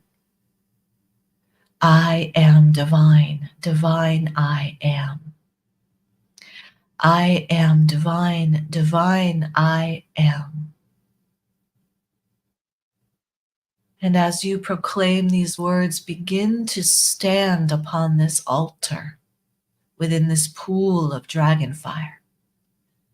And as you do so, this golden eye shines down upon you, a great pillar of golden light. Breathe this golden light into the cells of your being. This golden light is the frequency of sovereignty, empowerment, unity. I am divine. Divine I am. I am divine. Divine I am. Allow the gold and allow the words to move into the marrow of your bones. I am divine. Divine I am. I am divine. Divine I am. And notice that you now hold a staff within your hand. A golden staff with a beautiful crystal on the very tip of this staff. I am divine. Divine I am. I am divine. Divine I am. I am divine. Divine I am. And we invite you to take this staff now and draw a sacred circle around yourself 3 times. And as you draw this sacred circle around yourself, the light from the staff begins to emanate outwards, sealing your energy field, your auric field with your own soul signature, with the signature of your divinity, with the signature of your empowerment. You are building a stronger container now for your own spiritual essence to be held within and around your physical body. I am divine. Divine I am. So that you may hold and keep all of the gifts that you have received here today, all of the transformations that you have received here today. Building a beautiful sphere of golden light around you. And when you are complete with this, the pillar of light shifts and changes now to a platinum energy. And we invite you to take your staff and draw a circle, a sphere around you 3 times with your staff. I am divine, divine I am. All the while repeating these words, infusing the golden sphere with the energy of platinum, the strength of platinum. I am divine, divine I am, to strengthen and fortify your container. This source frequency, this divinity that you are claiming so that you may walk through the world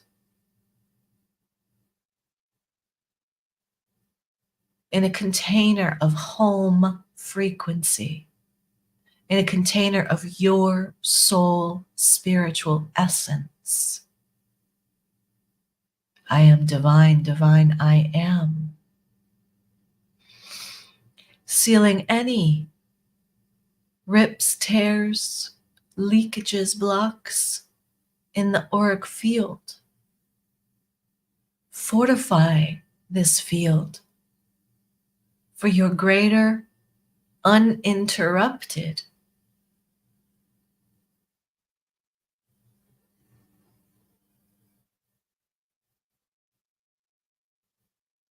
uninfluenced energy field.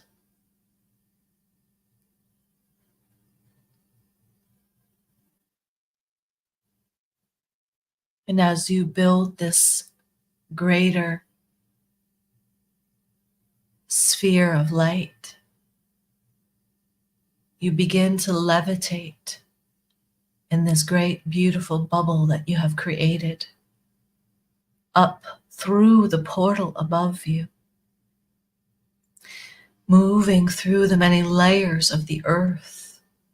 And you may look into the earth, maybe seeing the quartz, the amethyst, the veins of gold and silver, the crystals, the history within the stones, and allow yourself to absorb into your field any of the qualities of these crystals: citrine, amethyst, lapis, silver, gold, copper.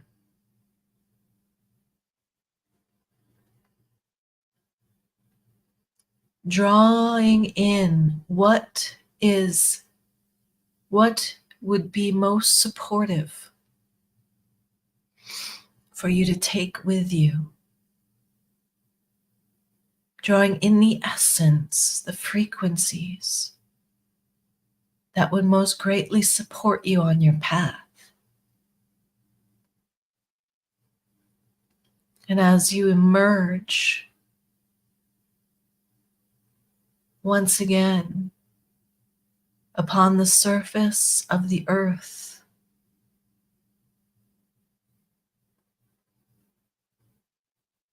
you emerge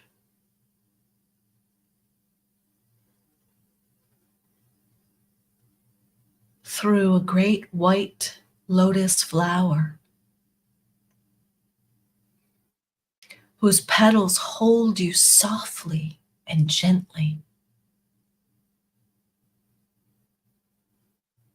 And this lotus flower carries you across the surface of this pool of water, bringing you gently to the shore.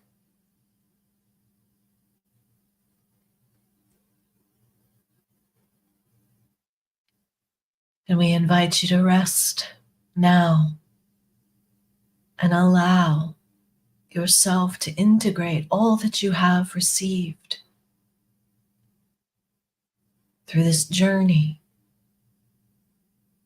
all of the frequencies in the silence between the words, all of the empowerments, conscious and unconscious,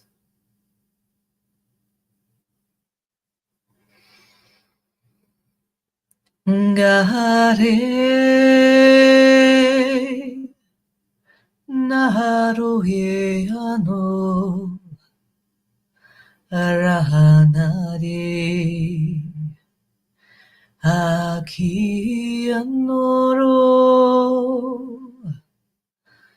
Hasharahuranaware Narakureteya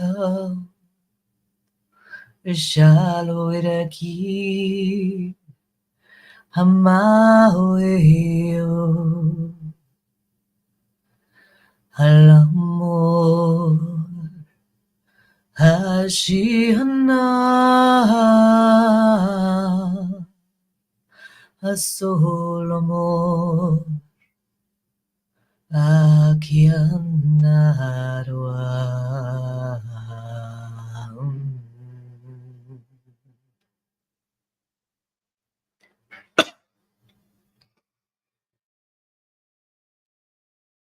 Shanarya Narya Nara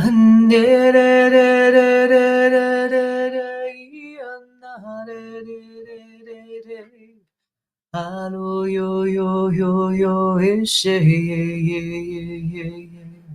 Halo Maria dia dia dia dia Iki anare we Solin ye re re re re re re re re re re Solin de re re re re re re re re re re Hamoro ro ro ro ro ro hishe re re re re re re na ro ro ro ro inna re re re re re re re re re re Hamare re re re re re yanna re re re re re re re Hangurum do ro ro ro ro ishe ye ye ye ye Amore re re re re re re re re re re re Amore re re re re re re re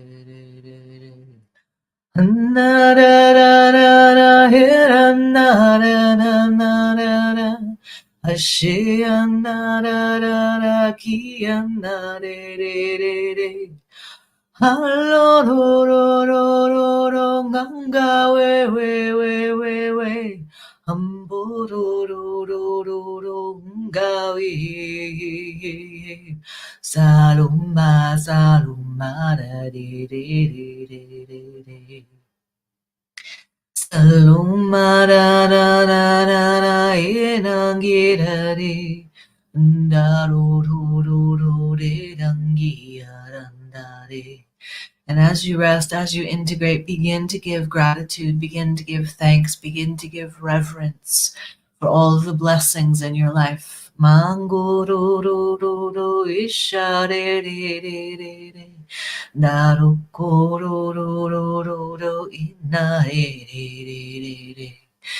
Sarunurunurungiranda re re re re Amangure angawe andare re re re re re re Alla ro ro ro ro ma we we we we we Sharum ha re re re re re Kia do ro ro ro ro Sarande re re re re Go yong do ro ro ro and lift yourself from this position of laying down. Come to the edge of the water and just offer your gratitude, offer your thanks, offer your gifts to the waters, whether they be crystals, whether they be grains, whether they be tobaccos, whether they be starlight, whether they be love. Itarararara, isangire re re re, haro watare re ne andaro oso re re re. Rannare angara dea ue she she she. Whether they be your song, whether they be your voice, we invite you to use your voice now. We invite you to tone, to sound, to sing. Hirarara nere usororororo. Allowing your voice to be heard. Nakarerere ishagorororo. Halamare re re re re ikaro ro ro ro ro saloko yo mangwa hea ushaya koyo yo. Haposaha na te te anandialaka. Sauta na kiata ta ese utoshe na nerukuruku.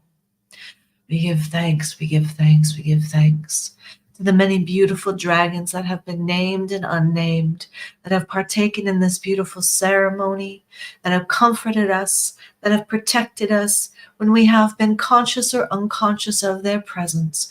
We give thanks to all of our protectors, all of our guides, all of our family of light. We give thanks, we give thanks, we give thanks to live in a world where we can come together like this in freedom, in sovereignty, expressing ourselves in our own uniqueness, and knowing that we are not alone in our journey of exploration, of consciousness and possibility. We give thanks, we give thanks, we give thanks for the magic that resides within us and around us. We give thanks, we give thanks, we give thanks for the opportunity to breathe our breath. We give thanks, we give thanks, we give thanks for all of the joys, for all of the sorrows, for all of the transformations, for all of the wisdoms. We give thanks. We ask that all that we have received here today to be sealed by the divine, activated, unfolded in grace and ease. We ask that each one's guide continues to watch over, guide, and protect them on their journey, and to bring them illumination along the way. And we say, Amen, Aho, Namaste, beloveds. I honor the light within you that is also within me, that is inherent within all.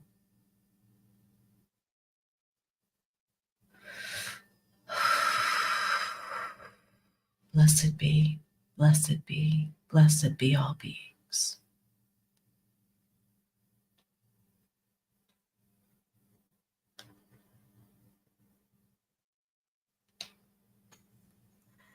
I'm just going to pop in real quick and say, let's take 5 minutes, maybe a little less than 5 minutes, to sort of sit in silence and to write down some of your experiences, to drink some water, and to maybe go to the restroom if you need to. And so let's just take a 5-minute break to sort of take care of your own needs. And we're going to be quiet because this space is really important.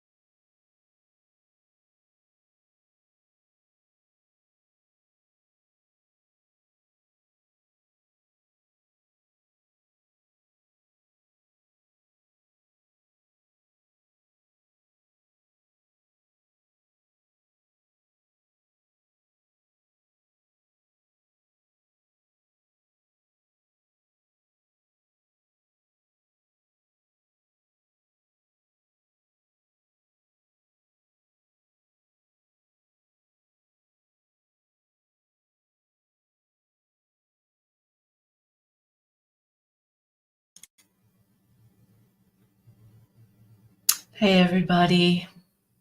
Thanks so much for all your comments. We encourage you to keep them coming.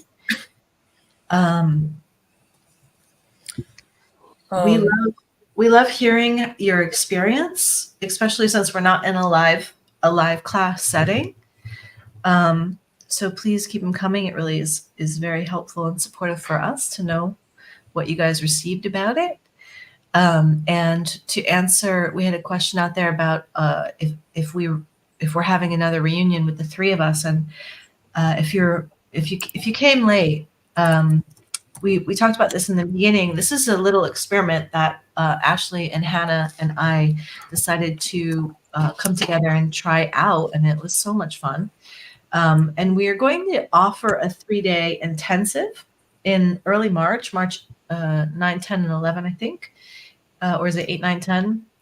Yeah, 8, 9, 10. 8, 9, 10, and 11. What is time? Yeah, what is time? And so I'll just share the link with you guys again. This is my page for the link. So if you want to go there, you can read about it. It's going to be 3 days. Each one of us is taking a day. And Ashley is doing the Tiamat, the goddess Tiamat, and the dragons of death and transformation. Hannah is bringing forth goddess Kuan Yin and the dragons of love. And I am bringing forth goddess Lakshmi and then the dragons of wealth and creation. So it's going to be a really amazing time. And we welcome you. We welcome you to join us if you enjoyed this. So, yeah. For the people that are asking about recordings, if you feel drawn to listen to this transmission again, it's on all of our YouTubes. So, and it will be sitting there. And so I definitely encourage you to go back and listen to parts. And the other thing is that if you can't make all of the days, it's okay. For the retreat / the workshop intensive that we're doing together. What I was actually getting during this whole process is that the first day that I'm doing, we're going to kind of like take things apart. And then when Hannah has her day on the Saturday, then you get to kind of like look at the parts and sort of clean the parts. And then on the third day, you get to put the parts back together with Zara. And then the three of us will be together to answer questions and to kind of hold some integration space. So if you can't make all of those days, it's okay, because there will be recordings. And I think it's only really important that you do all three. And it's okay if they're a little bit out of order as well. So, yeah. It's always better if you can be there live, but I get that timing is weird. So. Yeah. Wow, thanks so much for that, guys. Like, that was powerful. I know I'm gonna sleep like a baby tonight. That was like really intense in like the best possible way. I can't say I've ever experienced anything quite like that before. So thank you guys for co-creating this with me, like both Zara and Ashley and everyone else that is here today, because we all co-created that together. It was a very beautiful experience, and I feel it was very needed right now. And I very much am looking forward to the 3-day intensive now. It's going to be great. I can already tell. I think Nano Nax said something about Tiamat. My perspective of her is that she was actually demonized with the dragons, and was made to be like a really awful creature when she wasn't. And so we'll get into all of that. So it's like a demonized part of the divine feminine and also the dragons. So I just like to repeat multiple times that dragons do not share the same DNA with reptilians. And so they're very, very different. But it's by design that reptilians look like dragons. Yeah. There's actually quite a lot of information on Tiamat, and she has a cult following. She's a very, very powerful goddess, like Kali, right? So Kali gives birth to the universe, and she also eats it and destroys it. It's that kind of a flavor. of a goddess. Yeah. Big She's stuff. great. Wow. So I'm a little woo-woo. Coming back to Earth, right? That was intense.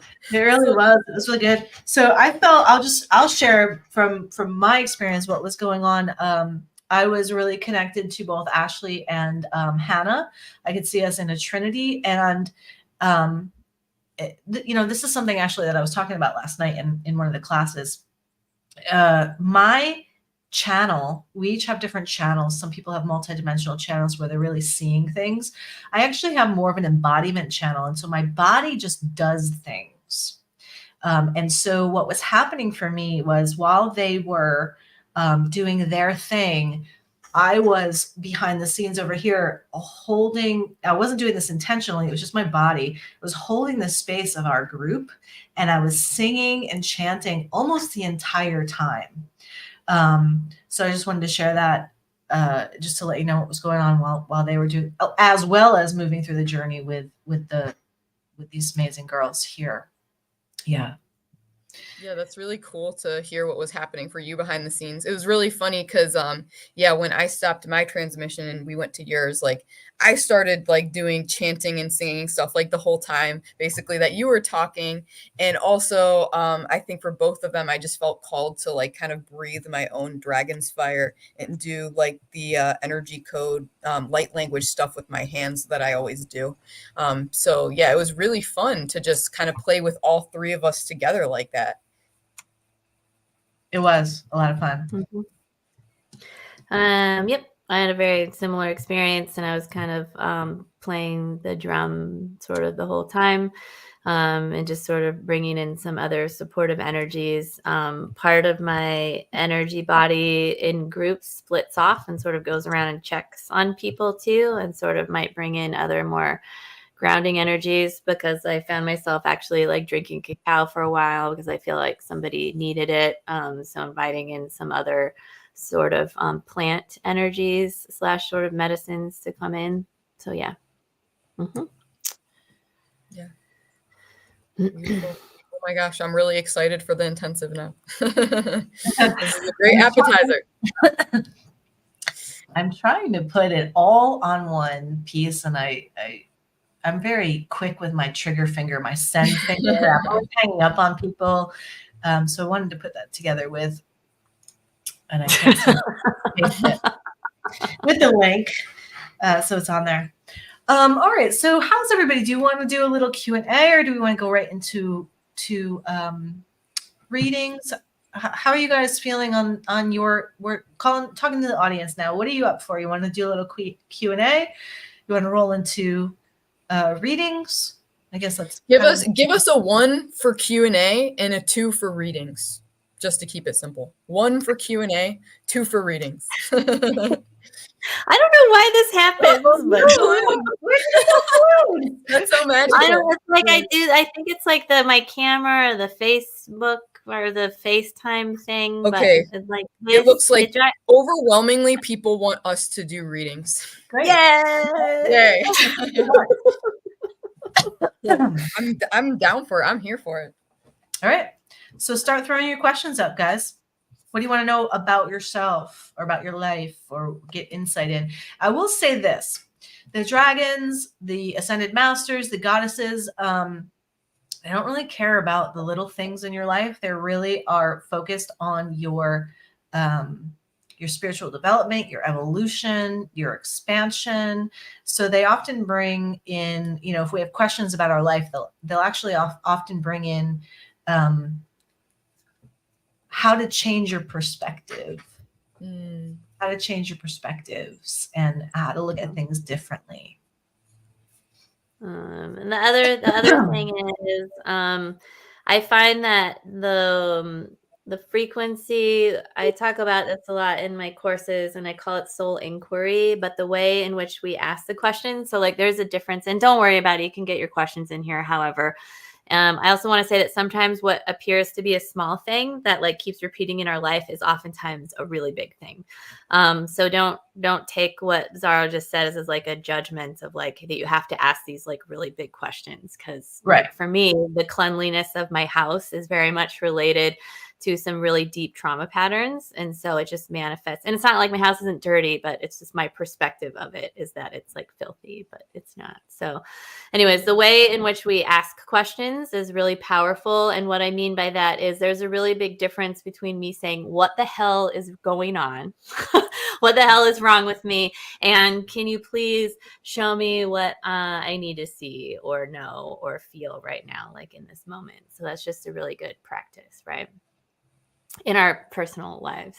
All right. I guess, Zara, will you be in charge of? You can highlight. Yeah. Okay. Finding the question. Yeah. Sure. Yeah, here we go. And I encourage you to everyone like to ask some questions that are more. I don't want to say there's nothing wrong with saying what are the next steps, but like focus it a little bit more. Get a little bit more specific. It's helpful for us, and I'm just going to say this for myself. I'm looking at your your questions, and they're broad. And I personally need more of a focus to focus in. Like I need it more specific to focus in energetically on what your question is. So I put your question up there, Stephanie. But if you could rewrite that in regards to what is the transformation that you're going through right now? What are you experiencing right now that you want specifics around? All right. So what do we see here? Let's set this intention kind of collectively too. So Zara, when you're looking at them, this is what I sort of like to do is to find a question that is going to serve the people that are here right now. So it might not be the first person that asked the question, but if you sort of scan those and feel one that like that way we're responding it and it's going to serve like a lot of people that are listening. Collective. Yeah. And like we said at the beginning too, just another reminder that everything that we're going to cover here, it's for you. Even if you aren't the one that asked it, even if you weren't aware that it's something you needed, everything happens for a reason. Everything is connected. So if we are answering someone else's question, there's something in that's for you too, even if it doesn't look exactly like it does for that other person. So I would encourage everyone to just trust their own intuition on what comes through for them and what you're receiving and what's coming to mind, like when you hear these questions and what we're saying afterwards. Here's a good question that will be helpful for everybody, I imagine, because we all, not all of us, but self-support and wealth building is a big deal for us light workers because we're really focused on, inner peace and outer peace and experiencing peace and doing all the things for peace. And so we don't have a real strong, focus or often don't have real strong skill set in regards to highly functioning on the material world. And I know that Hannah is doing a wealth manifestation workshop right now. So maybe you want to tune into that one, Hannah? Does that feel I can, drop that in the comments. So literally we're right in the middle of it. It's 2 weeks of free workshops. It's called the Quantum Abundance Accelerator, and it's designed to help you kind of get abundance in all areas of life, not necessarily just your finances. But yeah, if you want to be a part of that, you can sign up via this link. We're going to be doing another one tomorrow and another one on Friday. And then we have it next week as well. So that's something that could definitely help. And I do have something that's coming through for this person, if that's cool for me to share. Mm-hmm.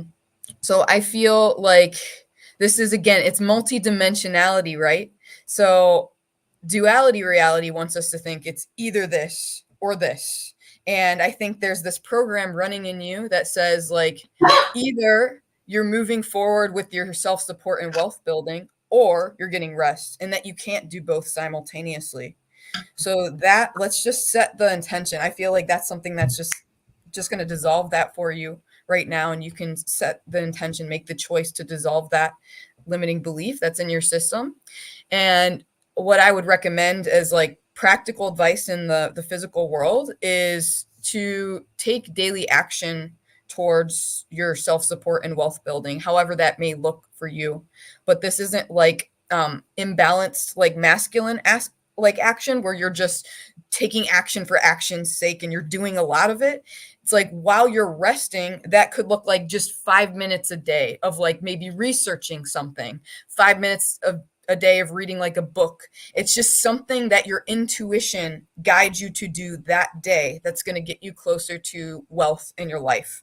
That's how you invite the feminine in. So it's like this inspired action where you're working with both the masculine by taking some sort of physical world action and the feminine by allowing space to just receive from the divine what wants to come through on exactly how that action is going to look for you each day. Because maybe one day it is going to involve you kind of like busting your ass for many hours, like putting in hard work and stuff. Another day, it might be you just reading a book or listening to an audiobook. It could take many different forms. So just check in with yourself each day and ask what is right for you that day, and trust that you will be making a progress as long as you're doing this. You're taking this time to check in with yourself and then taking physical action as a result of that. Awesome. Thank you. Mm-hmm. And ladies, I have a proposal for you guys. Are you able to hit the comments and click them up on the screen? No, I don't think so. Okay. All right. I was just curious.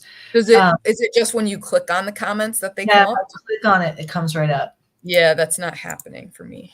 Okay. Let me see if I can. But you can go find that comment again. And because I think there's some other comments in there that are sort of related. So I'll talk a little bit about it. So I think that was Decky. I think that's who I'm talking to. D. McKenney, I think. Yeah, and I think that's this one that you were just doing? Yeah. So one of the things that I'm getting, and this applies a little bit to Carol, just wrote something in the comments as well. And anybody else that's sort of working through financial transitions. I really love this question because this is really a period of time with the radical embodiment, particularly focusing in on the dragon energies that are available for us this year. Prosperity dragons, the emerald dragon lineages, they really want to give to you. And I've said this in other places before, but there is a direct connection with womb wealth. And for the men, this is like Hara health, right? So womb and Hara wealth. And so this means that, like, think about for those of you that have maybe experienced traumas or boundary crossings, like in an inappropriate way, these parts of ourselves really need to be nurtured and loved. And rather than sort of being whipped to kind of like move forward and go faster and to do more, but I can like see you holding like this part of yourself to nurture it.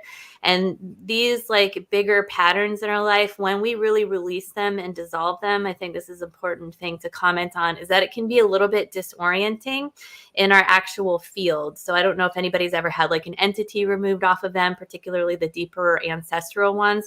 When we remove that off of ourselves, sometimes there's this like short period of like a disorientation, like you can feel a dizziness because this really massive part of our, like not even of ourself, but a thing that was outside of us has been taken away from us. So sometimes when we're talking about early childhood traumas or really big ancestral patterns, when those things get removed from us, it can create shorter, maybe periods of disorientation. So keep that in mind when you're working on this, because that is actually something that is coming up with this question.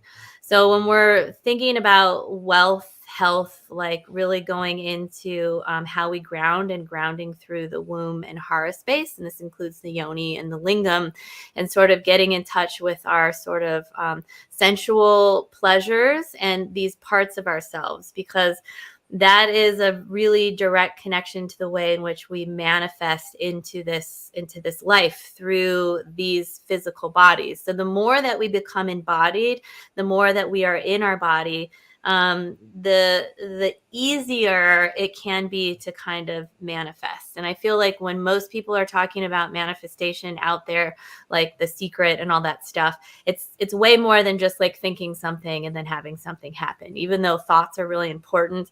But because we're working in the quantum field and with quantum energies, we have these deep-seated patterns that are in our subconscious that are always interfering with the pattern of, I need this to happen in my business, or I would like this, or this thing that I'm trying to create. And so it's really about finding out what this sort of like underlying frequency that is affecting what we are consciously trying to co-create. So for those of you that, particularly women, because women are oftentimes the receivers of the unprocessed emotions of men. And this is not to at all demonize men. It's really important that in this fragmented grid system that we're existing in, that we remember that men have been divorced from their emotions intentionally. And so women oftentimes pick these up. And at the same time, when we are having sexual intercourse, we are massively exchanging these energies like all the time. So working with the womb and hara energies and really thinking of like your lingam as what it translates to, but like a sword of light is really important. So I find that, and this is like with like men and women, right? But when women and women are together too, the same sort of things are happening. Whenever we have intimate relationships with human beings and the sexual energies are there, we're really, really opening up portals and sort of doing this like swapping of energies. So if you are in a relationship with someone, a lot of times when you're trying to co-create something together, in that togetherness, it's both of your energies. Like, so it's almost like not twice the work, but it's like both of you are trying to get something done. So both of the patterns that are creating like frequencies of incoherence and interference are there. So particularly for those of you that are in any sort of like coupledom togetherness, looking at that, because you are sharing a massive energy field together. Awesome. Thank you. So I have one that I would like to play with here. And instead of showing or telling in regards to this one, what I'd like to do with you guys is just do a quick prayer and cleansing that I can take you all through. So anyone that is listening that has someone or it could be a person and or a situation that is weighing heavily on you, or you feel tied to, that you're trying to liberate yourself from. And this could be like, this could be anything. So it could be like a situation at work that was, there was a conflict and you're feeling the conflict still. You're still chewing on it, things that you're still chewing on. So this can be worked with a person or a situation that you're still feeling the energy to. You're still attached to the cords. So I'll take you through a little. I just want to add something really quick. This is just coming through for me, is like, for me, what just came up is there's a person that's no longer in my life physically and hasn't been for like a year, but I feel, I guess, echoes of this person in current situations and current relationships with people that are getting very frustrating. So I just wanted to throw it out there too, that maybe it's who needs to be released is someone who is physically released from you right now, but you still think about them a lot. You feel like there's some sort of energetic connection and you can presence that. Yeah. Awesome. So this is a prayer that I use in my Violet Alchemy sessions, and it was given to me by one of my teachers, Amaya. And I'm just going to change the wording a little bit says we're working with dragons. So we'll be working with dragons. So this is what to clear this stuff and this connection and fully release it, there's some things. So I'll invite you to repeat after me. We're still in this beautiful sacred space that we created from the beginning and through our ceremony. So you're being held and you're continuing to be held. So this is a repeat after me. With all of the love, light, and power of my soul, I now call back and integrate all of the energy I may have lost in a negative way in regards to name the person or situation, and take 3 deep breaths in.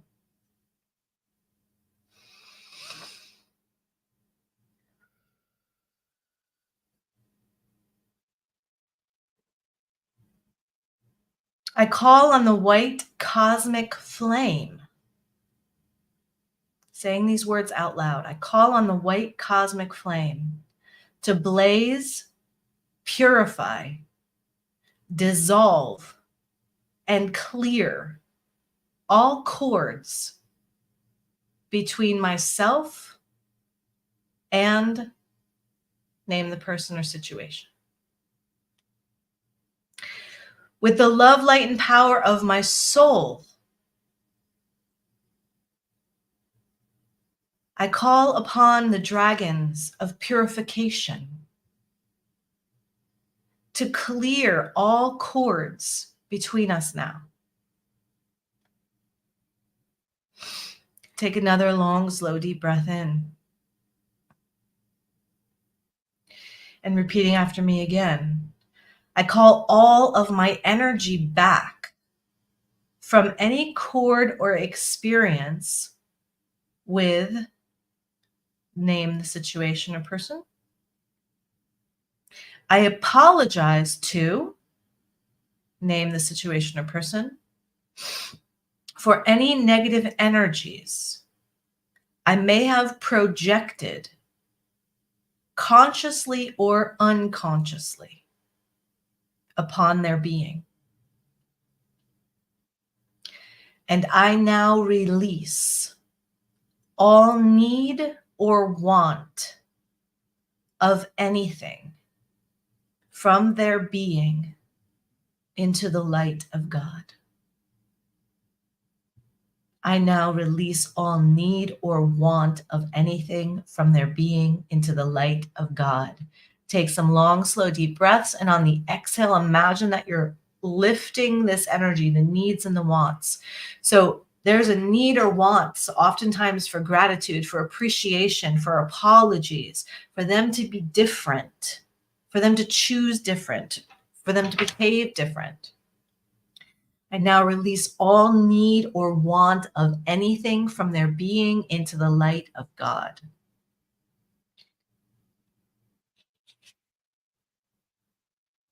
So be it.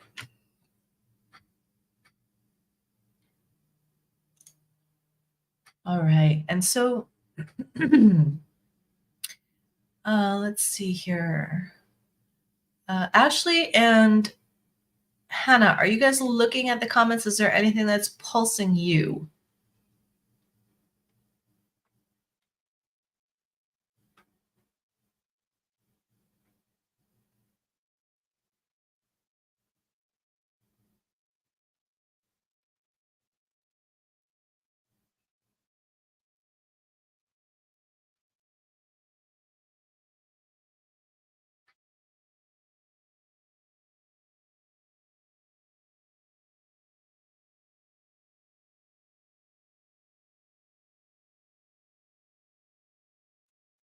How about this one? You guys have anything for this one? Okay, good. Thank you for just picking something because I was like, oh, my eyebrows. I know. I was like, oh, there's like a bunch that are calling to me right now. Which one to pick? Always get cut off when So just, I guess, so briefly, it's sometimes when we're in points of connection, sometimes our excitement sort of can cut off the connection. So I would say continue to keep connecting and getting used to the energies and knowing that it's always there and that nobody is going anywhere. You're not going to forget. You're not going to get lost. The beings aren't going to ditch you. The dragons will always be there.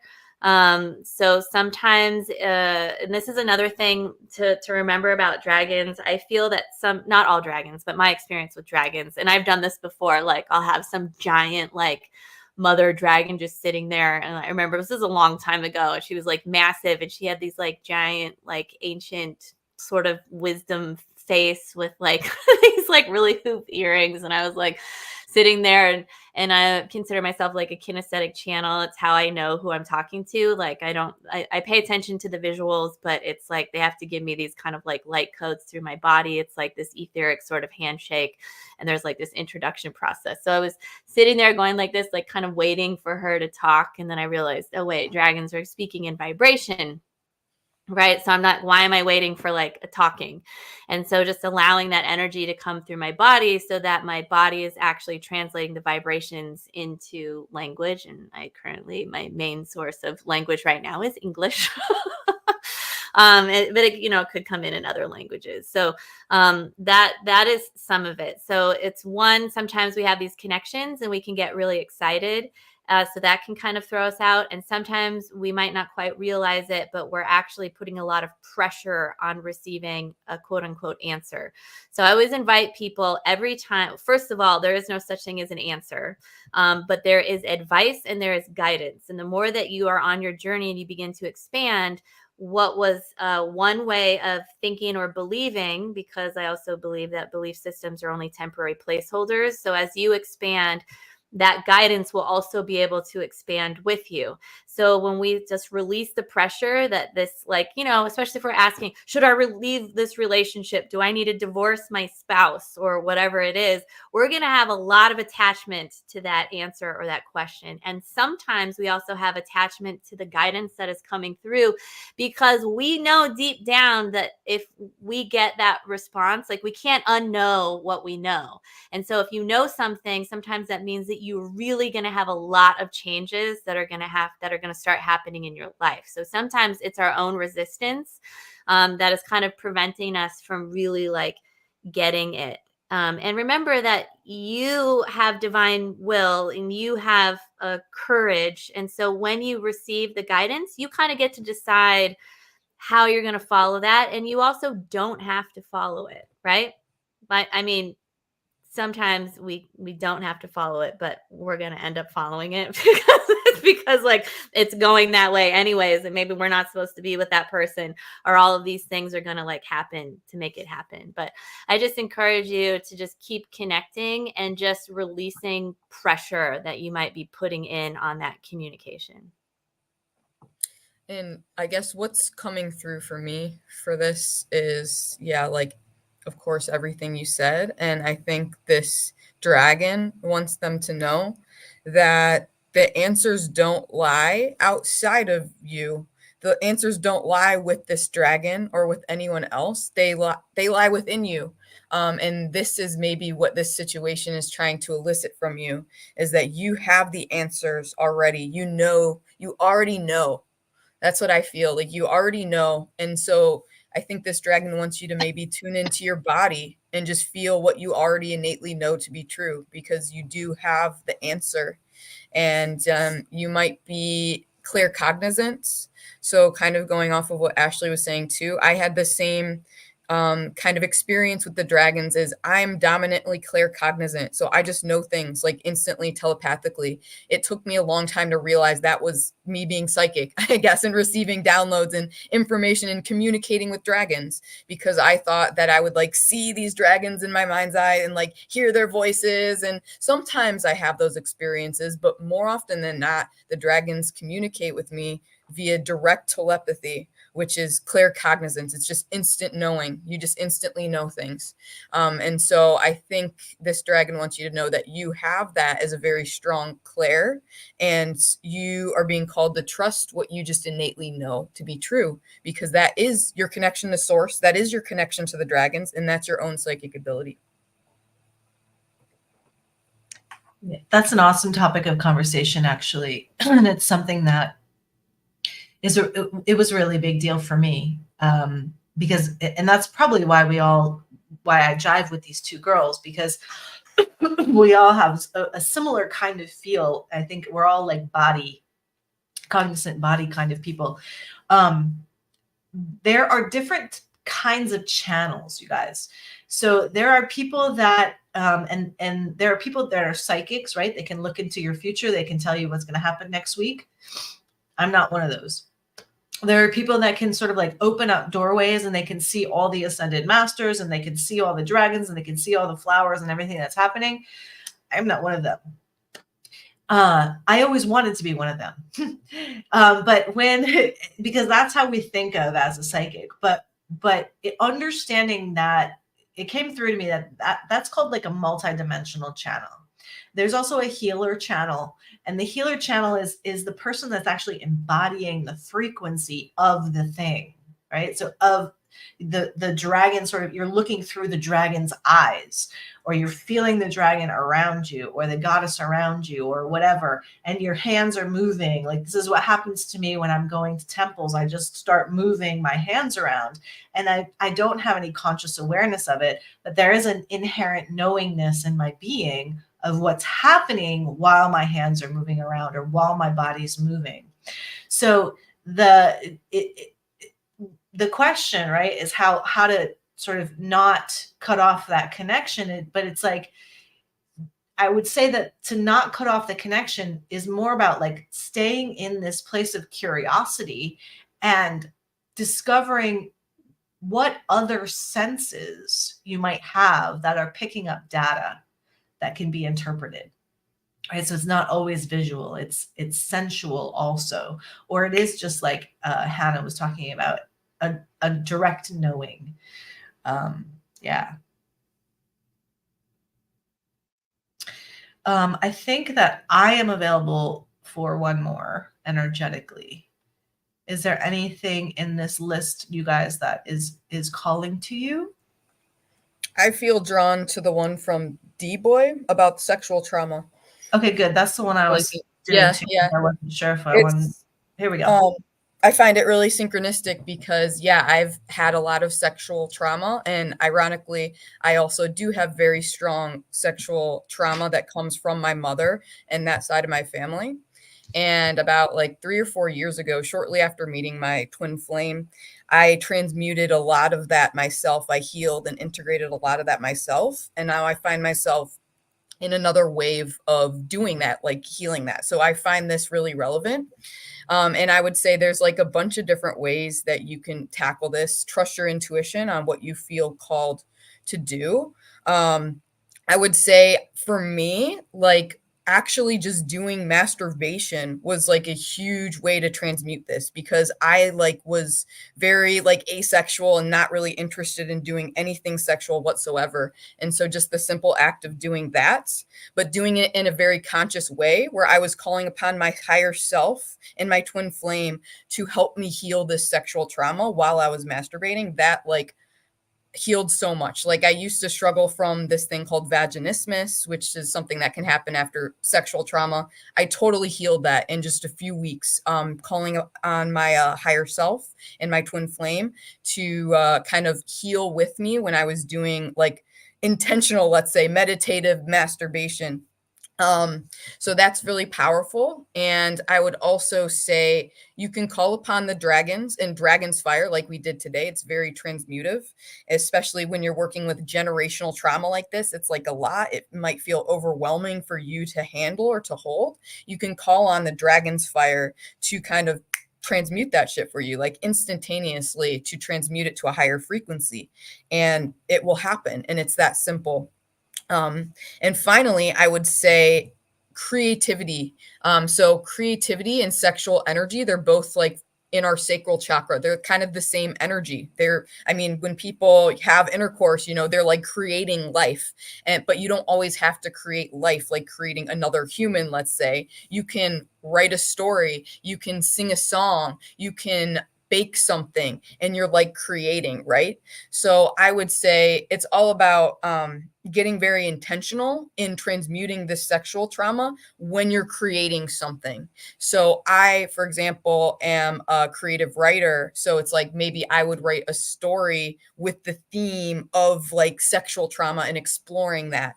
And I would find that when I finish the story, it's gone. Like, I don't feel it anymore. It's been transmuted through that creative energy of the story. So those are just some ideas from my side. And like I said, take what resonates. I agree with everything that Hannah said. I have spent a lot of time with conscious masturbation and getting very, very, very clear. And in those spaces, I've always been guided not to use tools, but to use my own hands, because there are points, and I'm talking about a female body right now, but if you happen to have a lingam, there are still energy points on the lingam, but inside of the womb, it's the same. There are points in there, and you don't need to be a womb or yoni or lingam specialist to know this, but you can trust your own body. So calling in ancestors, and I wasn't even necessarily calling them in, but they were showing up. I also have a lot of deep sexual trauma that I've been working through, and it's really, really quite intense, like, to say, like, to the least.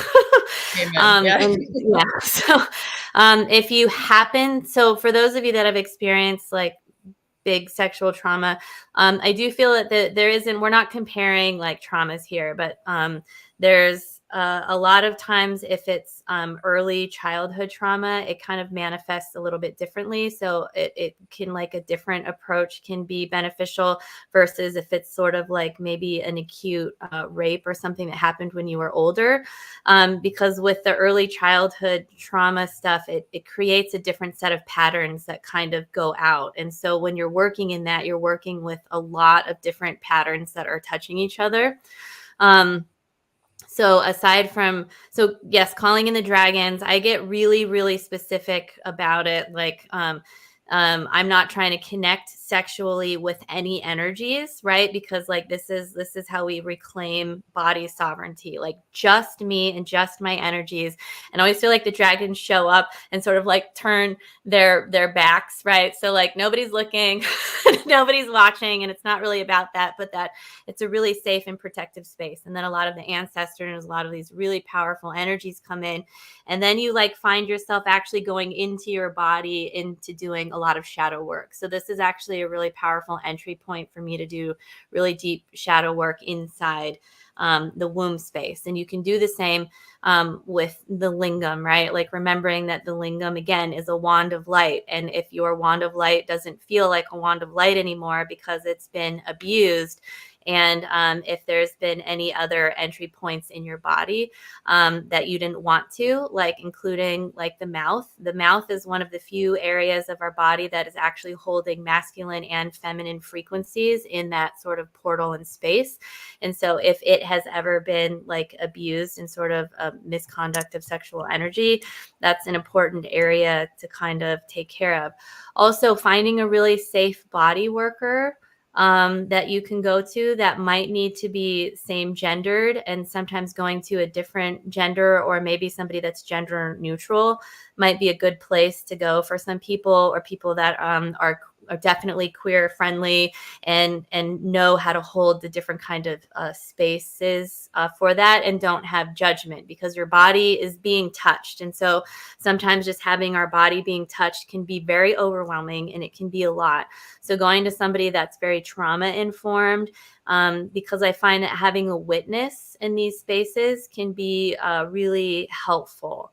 Because not always pushing yourself to experience things that are challenging can sometimes be re-traumatizing, because trauma often happens when it's too much, too fast, too soon. So being really aware of that, and actually beginning to connect with your body, to ask what the body needs, like, and to know what its comfort level is, and just to be soft and expect that there's going to be layer.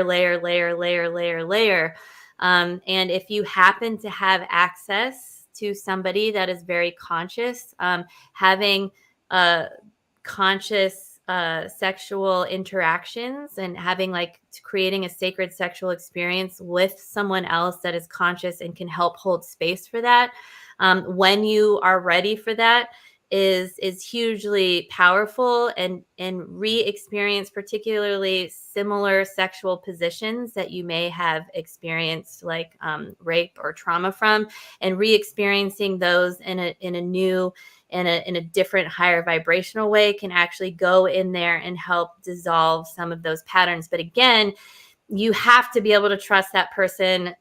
They can be multi-dimensional connections, like in a human form, right? Because when we have relational trauma, we need a physical person there, whether it's a body worker or somebody that we're having sacred sexual relationships with, that can actually show up and witness us in these, because it's shame. It's just full on shame that is there. And this is when we want to dissociate. It's when we want to not be in our body and just get out, right? So it's having awareness of that and working really gently and sort of softly during that, which might absolutely start out like first with yourself, and then maybe just a licensed massage therapist that also does energy work. Maybe you can't like that's all too much and you just want to get some sacral work, but just like a hand touching your body in a very gentle way. There's also people that work. I know this is more for women because this is just my experience. So I'm sorry, but they're like womb workers. They go in and they find points in your womb and they release these points, right? And so you're working with a sort of same gendered person. So there's a lot of different approaches that you can take, but it's really about finding and guidance with your body. And I also agree with like we are both the creators and the created ones. And I have found that when I was in grad school, because I have a master's in fine art, like I've never really felt like I had like much of a libido before. But when I was like in this really intense creating space all of the time, my libido was sort of like more activated during that time. So if you are wanting to be in a creative space, and to keep in mind that creating can be in writing, it can be in drawing, it can also be in gardening, and it can be in cooking. But creativity is also one of the fastest ways to get into alignment with source. But it's like, how do you want to create? It could be creating businesses. Like I have a lot of people in my life that love spreadsheets and they love helping you create with numbers, which is like really not my forte, but they get excited. So it's that thing that like lights you up, that's where your creative sort of frequency is. And so giving yourself permission to read, to write, to paint, and to not have to be a professional or to be really like good at it, because that's problematic. So yeah.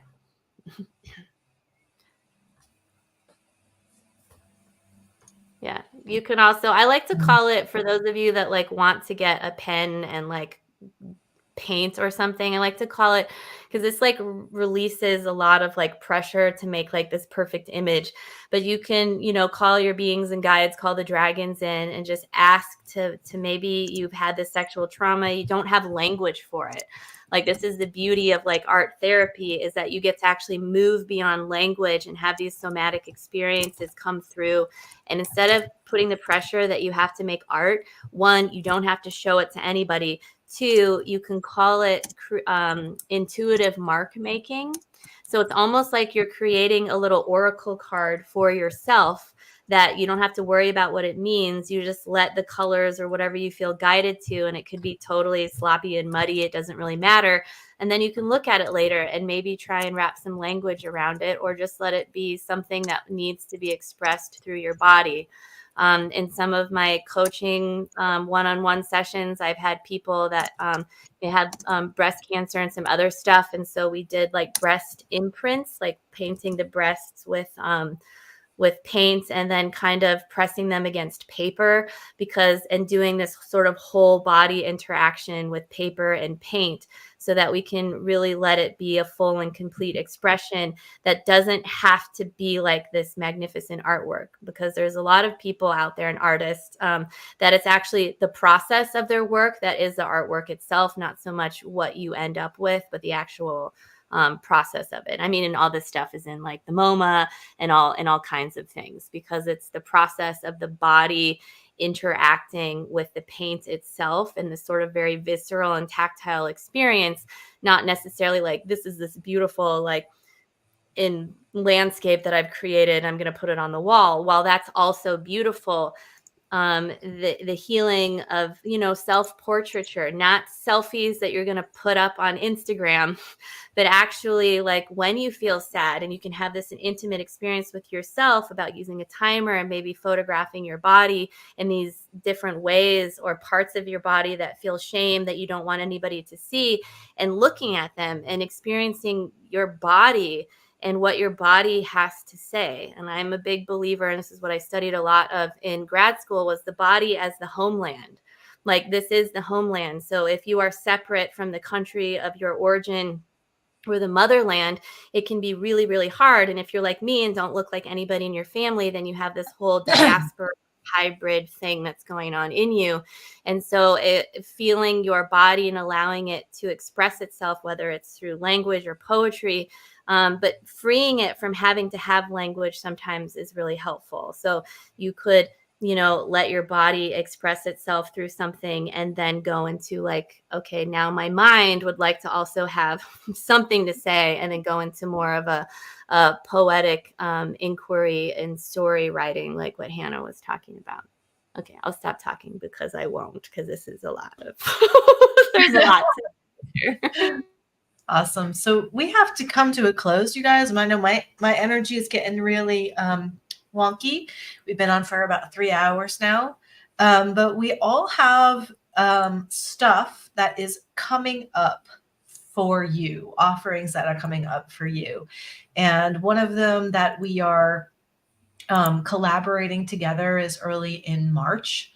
And I just want to give a couple minutes to each of us just to kind of share like what these offerings are that you can join in on. Some of them are very low cost. Some of them are free.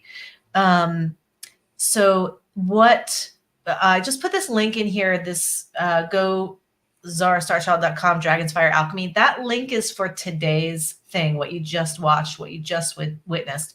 But if you are watching this live and you didn't register through the link, we invite you to register through the link now, and then you will receive all of the links, all of the descriptions of what we're about to talk about for the other stuff that's happening in a few days. So go ahead and register for that link. That way you'll get on the news list. You'll get your email will be had by all three of us.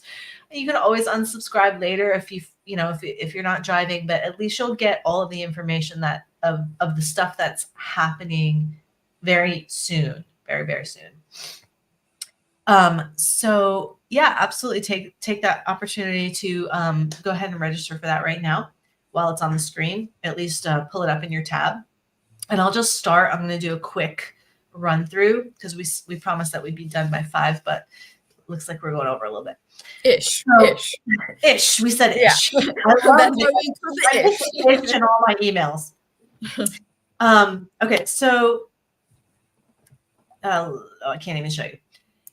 So the first thing I want to tell you about is a Tablets of Grace series that I just completed in January and February. And since the completion of it, we took these Tablets of Grace and we activated them through the chakras. This was the second time that I took a group through this process. And since I've taken this group through the second time I've done this now, what's happening for me is these tablets are activating now in my chakras spontaneously. When my frequency is dipping, when I'm going into fear, when I'm going into anxiety about stuff that's happening around me in the material world, what's happening is instantly these tablets are turning on, and I'm remembering, because they're turning on, I'm remembering about grace, and I'm remembering to trust. And so this Saturday, we're having a little mini practice group where these tablets are going to be activated and turned on in a mini way, and we're going to be talking about how to use them in your life. And that is like a $25 little mini class. And then the big thing that's coming up is on the spring equinox. I hold an Awakening Your Light Body class once a year, and that is going to be starting spring equinox. So this class is it's going to go for a year, from spring equinox to spring equinox. And it's a support in awakening your light body and self-mastery of your physical body, mental body, emotional body, and your spiritual body, and an integration of those in your consciousness. It trains your brain how to interpret the non-physical data of your soul, your spirit, and brings you greater self-mastery of your divine gifts. So I'll leave it at there, and I will email you guys the details of that. If you're interested, you could look into it further. And I'll hand the baton to Hannah. Cool. Thanks for sharing that, Zara. That sounds really, really awesome. I'm picking up what you're putting down here for sure. Yeah, so what I've got going on is, like we mentioned before, I am currently in the process of doing these free workshops. There's 8 of them, called the Quantum Abundance Accelerator. And it's really funny because, just like what you say with your light body thing, that's what we kind of start to just dip our toe in with the Quantum Abundance Accelerator. So we focus on the 4 different realms, which are mental, emotional, spiritual, and physical. And so we've already done yesterday and Monday the mental and the emotional realms. And then tomorrow we're going to be doing spiritual. Friday we're going to be doing physical. And then next week we'll be kind of like integrating those in specific areas of life, like your finances, your love life, all that fun stuff. So it's a totally free offering. There's no excuse not to join. Yeah, so we just put it there. I'll drop it in the chat again. So you can sign up now, and there's also recordings available. So if you are just signing up now, you can totally watch the recordings that you missed, and you'll have access to these recordings for like the next few weeks.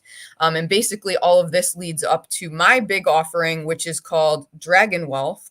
And it is this program that teaches you how to generate wealth in all areas of your life. And we work with the wealth dragons to do that. And you'll meet your personal wealth dragon guide. And we learn how to start generating money, specifically doing what you're passionate about, doing what you genuinely feel like called to do, because so many light workers I see are kind of not doing what they really want to do, right? You're maybe doing it, but just part-time, or you're just doing it for free or whatever. And as someone who over the past few years has stepped full-time into doing this kind of work, I feel it's part of my mission to teach other people how to do the same thing. And so that's kind of what we focus on in Dragon Wealth. It's a deep dive over the course of like 6 months. We got a really cool community, and enrollment for that is actually open now, but it will be closing in a few weeks. So that's what I got on the agenda. And I will just say about the thing that the 3 of us are doing together, the 8th, the 9th, and the 10th of March, I believe. So for my day of that, where we're working with Kuan Yin and the Love Dragons, we're going to work on fostering self-love first and foremost. So if you struggle to love yourself, which I think we all do to some capacity, that is going to be the focus of that, and imbuing that like divine mother energy. And then from there, that allows you, just by extension, by natural extension, to kind of magnetize love in your external reality as well, regardless of if it's romantic or like platonic or familial or whatever.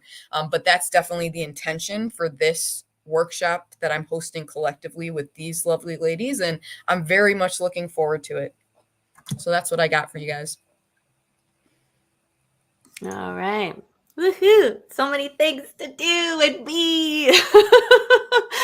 I have a light language activation and healing program, which is actually starting next week, and it's really awesome. You heard Zara's amazing light language tonight, and also mine. This is for both people that are practitioners and for people that want to use it for personal use. So even if you already have your light language activated, this is still a really great place to expand it.